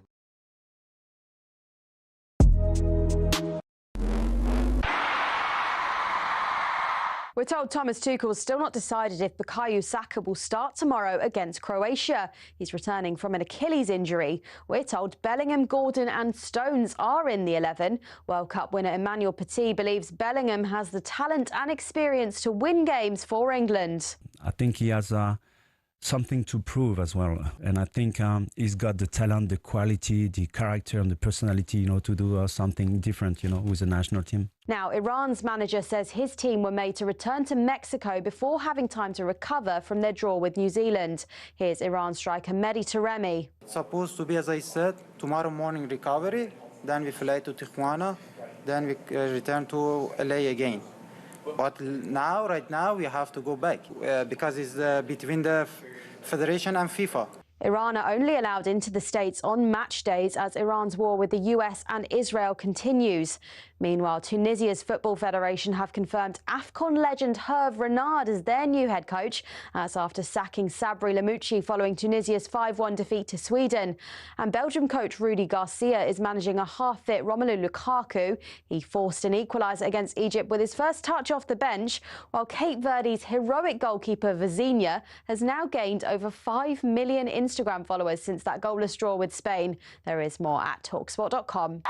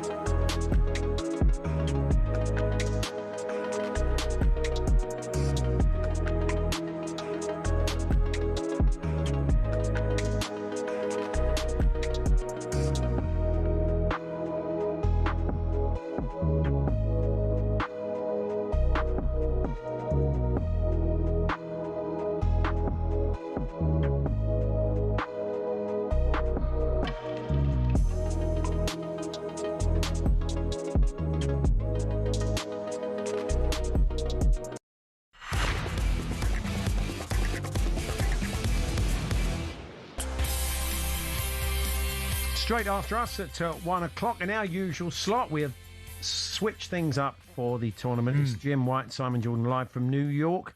And Jim caught up with Paul Pogba, the former Manchester United player, at the Adidas pop-up in Brooklyn. And Paul Pogba, very bullish about his old club's chances of going back to the very top. Yeah, I mean, I play with him, and I had him also as a coach. He's really close to the players. I think he can really bring something to this team. He did show that when he came here, the team changed totally. It was going to be a big test next season for them, for sure. Can Manchester United win the Premier League under Michael Carrick? Yes. Yeah, I think Manchester United will win the next years. They're going to be champion of Premier League. If Arsenal can be champion, Manchester United will definitely be champion. Wow. It's a big statement. Yeah. No disrespect. But you're a big player and you can say these things. Yes, I believe they will. Manchester United under Carrick will win it in the next 5 years. Yes, I believe so. Maybe I'll go far next 5 years. I'll probably say next 3 years. Next 3 years. My opinion. Yeah. I think they can make it the next 3 years. Yeah. There we are. You'll catch that full interview between 1 and 4 with Jim and Simon. Let's speak to a former Manchester United defender, shall we? Yeah, he'll have a view on that. Steve Bruce joins us. Hello, Steve. Good afternoon, lads. How are you? Yeah, not so bad. Steve. Did you hear that? I wouldn't rule out Manchester United winning the league again in the next 5 years, 3 years. Are you going to be any more bullish than that or not? You can't see them doing it this year, can you? Well, I can't see it doing them in. Well, they had a wonderful 6 months, didn't they, under Michael Carrick, and you know the way they've performed towards the end of the season would have put them in contention. I think it's still a big summer ahead in terms of recruitment. I still think they're 2, 3, 4, 5, maybe. But the one thing you have to say over the last 12 months in particular, when you think the goalkeeper and the additions at the top end of the pitch, they've recruited well, which hasn't been the case for a long time, unfortunately, for Man U. So I think this summer in particular is going to be crucial to if they're going to mount a challenge, which we'd all like to see them do. Well, I wouldn't, but yeah. I know what you mean. And I know what you mean. You're never going to admit it. Exactly. No, of course not. But I think that the squad depth is something they'll have to address at some point because you're right, Steve. They had a very nice period, but we all know they were only playing once a week. Next season will be different, and the Champions League has its demands. Yep. I totally agree. I think, Casemiro's going to be a big loss towards the end of the season. He was in better shape for me than I've seen him look in the 3 years previous to that. He's going to be a big loss. He needs obviously replacing. I mean, there's talk of course, Elliot Anderson, and every big club in Europe seems to be linked with Elliot. So he's going to be in demand. But yeah, a crucial time to put some big names into that very, very good squad they've got. I think they will. Anyway, we should move on to the World Cup, and we saw an amazing thing last night. I'm sure you were aware of it, that Spain held by Cape Verde. And we were thinking, Paul and I were chatting before the game, this idea of getting the best out of a group of players when you know you're up against a team that have got, on paper, much better players than you. In your career, you will have faced that over the many challenge. times. Yeah. What's the secret, Steve? What is the key to getting players to believe when they look at the other team? Well, I sheet? mean, that do you know something? That is the beauty of football, even at World Cup level. Who would have give Cape Verde an absolute squeak against a top Spanish team? Yet they've defended well. Of course, they've rode their luck a little bit, and the longer it went, you could see the belief in the team that they could get something. I mean, it's quite remarkable, arguably as big a result as we've ever witnessed in the World Cup finals. I mean, nobody give them a cat and hell's chance, but a bit like our FA Cup, that's the beauty of football, that, you know, you can, Macclesfield, for example, non-league team, 7 tiers down, turning over the holders in Crystal Palace last year. It's the great thing about football, and we've just seen it on the biggest stage of all now, the World Cup, where a team has got together. You know, there's less than 500,000 population, isn't it? Over 10, 12 islands, is it? Quite remarkable story. But in football, the way they were organised, of course, you need your goalkeeper to play well. Is he 40, the goalkeeper? I read yesterday. Yeah, he is. Quite incredible. Quite incredible game. You talk about the organisation. That was the key. It wasn't a fluke, Steve. The coach did a great job to set them up to take Spain on. And when you looked at just how well organised they were defensively, including in midfield. I mean, it was impressive, wasn't it? Impressive performance. Very impressive. And hats off to the coach to get his team to go and defend like that, because, listen, Spain can rip you apart with the talent they've got. And of course, as I said, they look a little bit, but the organisation, and it just goes to show, even teams, it's where they're ranked in the world, can put together a defensive performance that can keep out the mighty Spanish team, which was quite remarkable, as we say. Terrific result for them. Do you think there's been a narrowing of the gap between the traditional powers of South America and Europe to the rest of the world? Because it feels like there has been. Yeah, there doesn't seem a gap anymore, does there? Where the African nations we've talked about for a long, long time, and then you've got the smaller South American countries, and I was really particularly impressed with Morocco. How good were they against, especially in the first half against Brazil. I know Brazil weren't like everybody thought they would be, but you have to take your hats off to Morocco too. So it's all around the world that these teams, so-called smaller teams, smaller nations have got some. I mean, when I seen Morocco's statistics, that the only game they lost was that one in that African nations final, and that ended up in an awful situation. But I think they've only lost 1 in 38 games, which is some doing over a couple of years. That is. Yeah, it's really going to be interesting in the knockout stages to see how these teams do. We're going to see Lionel Messi tonight, Steve, and we've got him and Ronaldo in the tournament, sort of defining time. I mean, when you were managing players, did you know when a player should quit? Did you ever say to a player, perhaps that's a bit, or is it always up to the player? Oh, I think it's always up to the player, isn't it? I mean, there's nothing worse at all than when you know you're not where you quite should be. For any footballer coming to the end, and look, he has been, him and Ronaldo have just been quite exceptional over the last decade or two, even. For them to be there, was it 5th, 6th World Cup, wherever they've done, is quite remarkable in itself. Both him and Ronaldo have both looked after themselves. They're both wonderfully gifted footballers. As a natural footballer, you would probably have to say that Messi natural dribbling skills set him apart from anybody. For him to still be playing at the highest level, yeah, he'll know when the time comes to him, when he hasn't got that appetite anymore, and basically a body gives in. That's what happens. You wake up in the morning, unfortunately, and a bit like me when I try and get out of bed in the mornings, which one's aching now, What's going to ache today? What's going to ache today? That's a bit like a footballer coming to the end, unfortunately. We have a little bit of news out the England camp, and not good news particularly. It involves Tino Livramento. Has come from the Telegraph's Matt Law. He says England's World Cup preparations have been rocked by the news that Tino Livramento is expected to be ruled out of the tournament through injury. Thomas Tuchel is ready to replace him. Yeah, you've got about a few hours to replace him. You can do 24 hours before the tournament starts. It looks like Trevor Chalobah could be in the frame to come in. The FA haven't confirmed it, but that story from... I think they go with the left back, like Lewis Hall or something. Matt Law. I know. It's interesting. That is a bit of a blow. I mean, you know what it's like. Your best preparations as a manager, Steve, you're all ready to go for a big game, and suddenly injury pops up like that. And that's obviously a blow to the kid as well, because he wanted to play. It's an absolute devastation to the kid as well. Unfortunately, he's picked up a few injuries this year, and that's the ultimate one. I presume that's something that's happened in training or what have you. And of course, it's football. These things happen. You can jump for a ball, and twist your ankle or turn your knee or whatever it is. It's devastating for him in particular, and for England, because he's one of our only recognised right backs, really, isn't he? Or even he can even go at left back as well. Yeah, that's right. It's going to be interesting. So they're going to bring, say, potentially Chalobah in. They've got cover. They do have some cover there. I mean, Spence can play right or left if he needs. I was thinking the way Ngamoa played in the warm-up games, that if anybody went down, he might think, this will be a good opportunity to get him in, but he won't do that. Well, no, not as a fullback. That might be not as a fullback. No, yeah. Not as a fullback. No. Not as a fullback, just an extra something. Steve Bruce is with us. We're going to keep chatting very shortly. We'll start looking ahead. We'll talk a bit of France later on. Many people's favourites, of course. We see them for the first time against Senegal, live on talkSPORT, 8 o'clock this evening.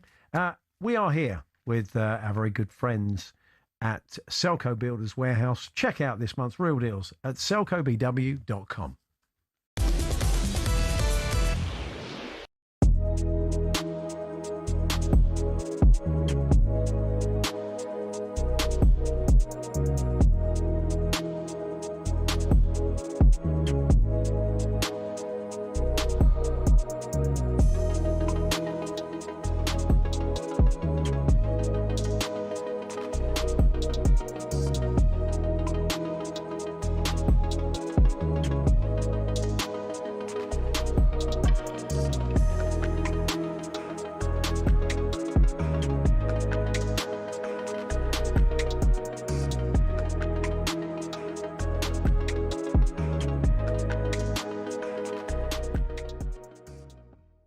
For you, Carl, obviously playing right back, you would have played against these two guys, and we don't quite know which one will start, and that's Anthony Gordon and Marcus Rashford on that left-hand side. Now, you've played against both. I'm not going to say which one's better, but what differences are there between the two, and what makes both of them as good as they are? Obviously, Rashford being at Barca, Anthony Gordon just got the move to Barcelona. What are the differences between the two? I think that just says it there. There's not really much with one team signing them both, yeah, you know, and wanting to take them because they fit the personality that they want to play the game at. I think, listen, they're both extremely quick players, and they both got an eye for goal as well. The main thing is that I feel that in tournaments that I've played in previously to this, there's not been many other goals than Harry Kane, and that's what we need to find. And as having one of them on the pitch, you know, with Bakaya or Noni on the other side, I think they need to bring some goals into it. The fullback situation. Reece was a little bit more reserved last night than O'Reilly. O'Reilly, we know he's a midfielder that plays left back. He's an 8 that can be a 10. He's incredibly talented. I mean, you'll know all about him, right? Reece, I felt, was a little bit more structured to his game. And maybe that's because of his hamstrings. Maybe they're managing that. I know at Chelsea they've had to manage that because there is some fragility in and around there. How important is that, though, that Nico Riley does that job on that side? Because his link-up play is exceptional. He really is a major talent. I think you can't take that away from Nico. What he's done at Manchester City and arriving in the box in areas that you don't expect a left-back to get into just shows what he does offensively. But I think Reece James played a very intelligent game last night. You know, from watching it, he managed himself really well. You don't need to peak now. Hello, I'm Matt Forden from talkSPORT. This is How to Win the World Cup. This is the best squad I think England have ever had.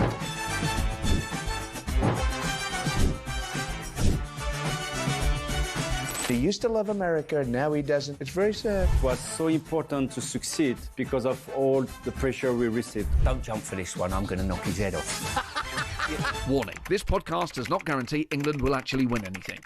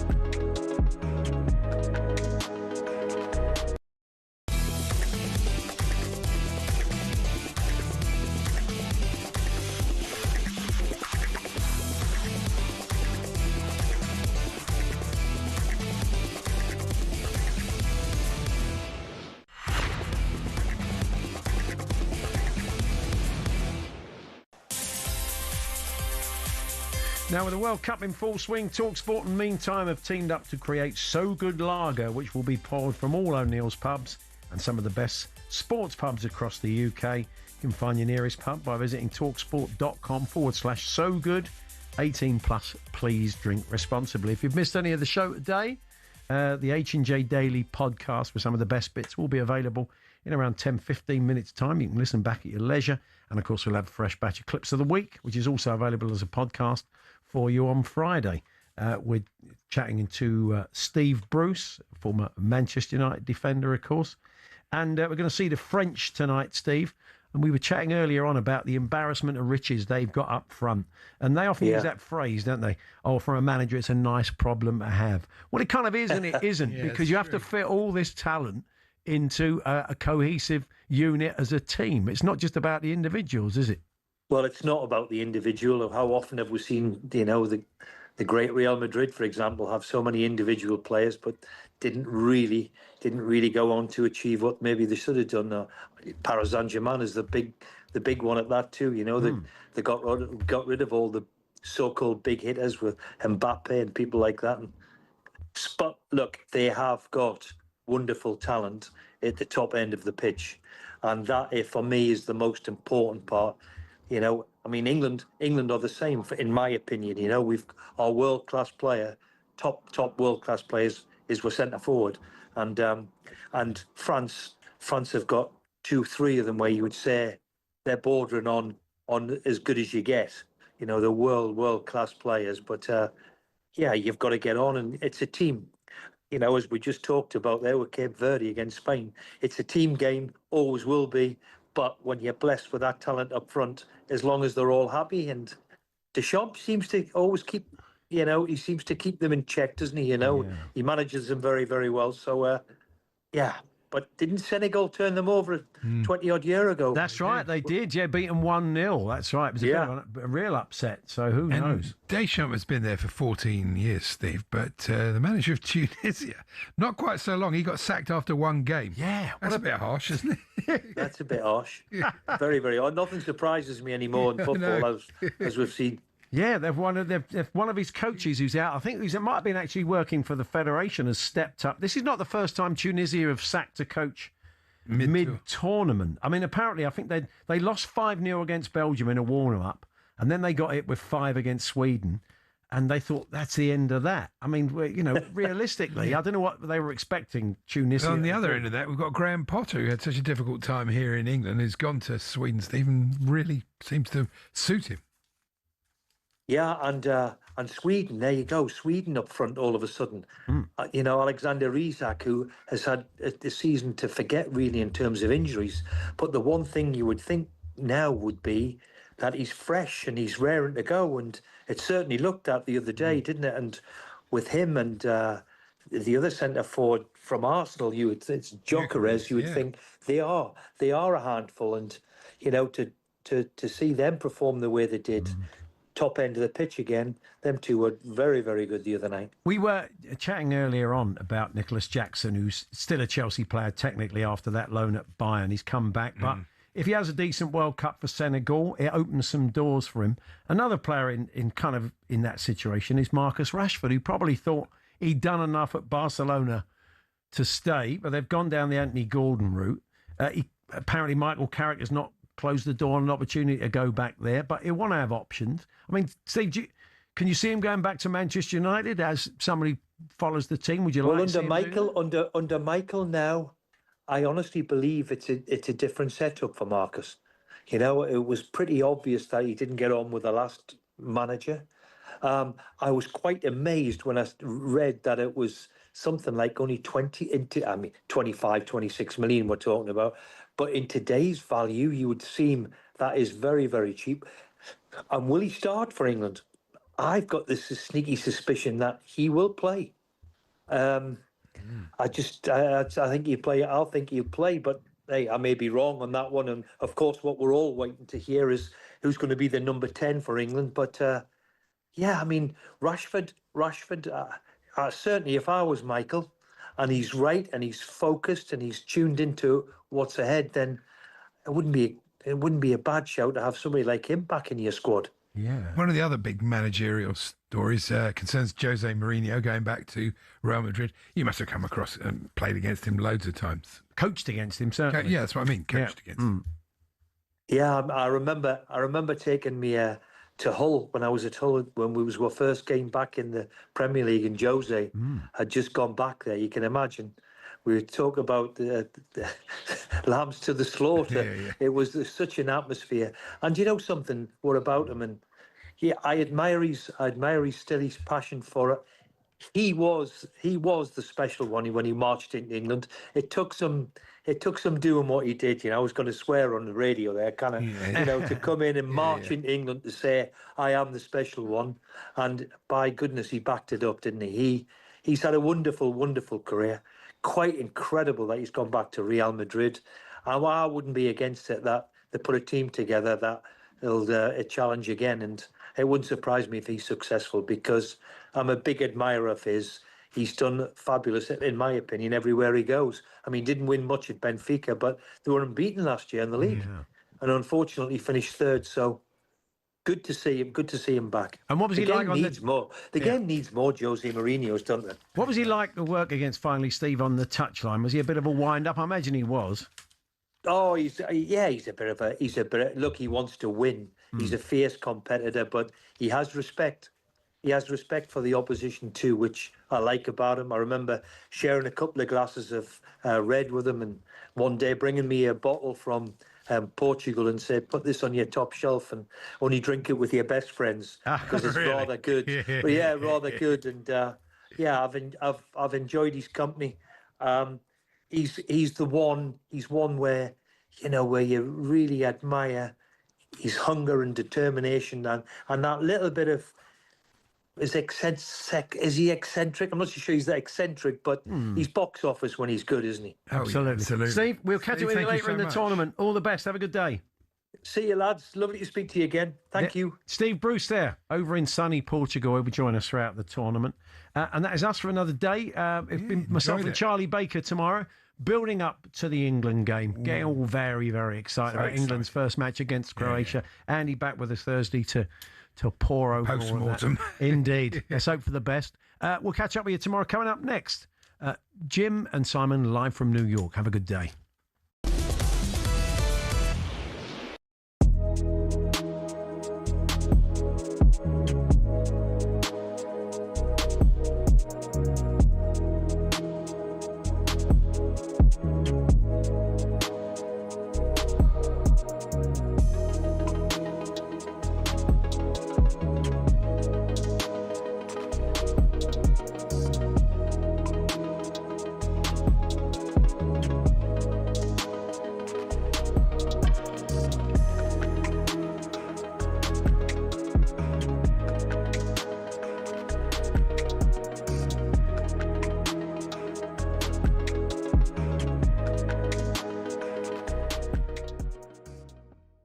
The big result yesterday came, of course, with Spain being held to a 0-0 draw against debutants Cape Verde. I don't know if you're aware of it. The Spanish captain Rodri criticised their defensive approach to the game.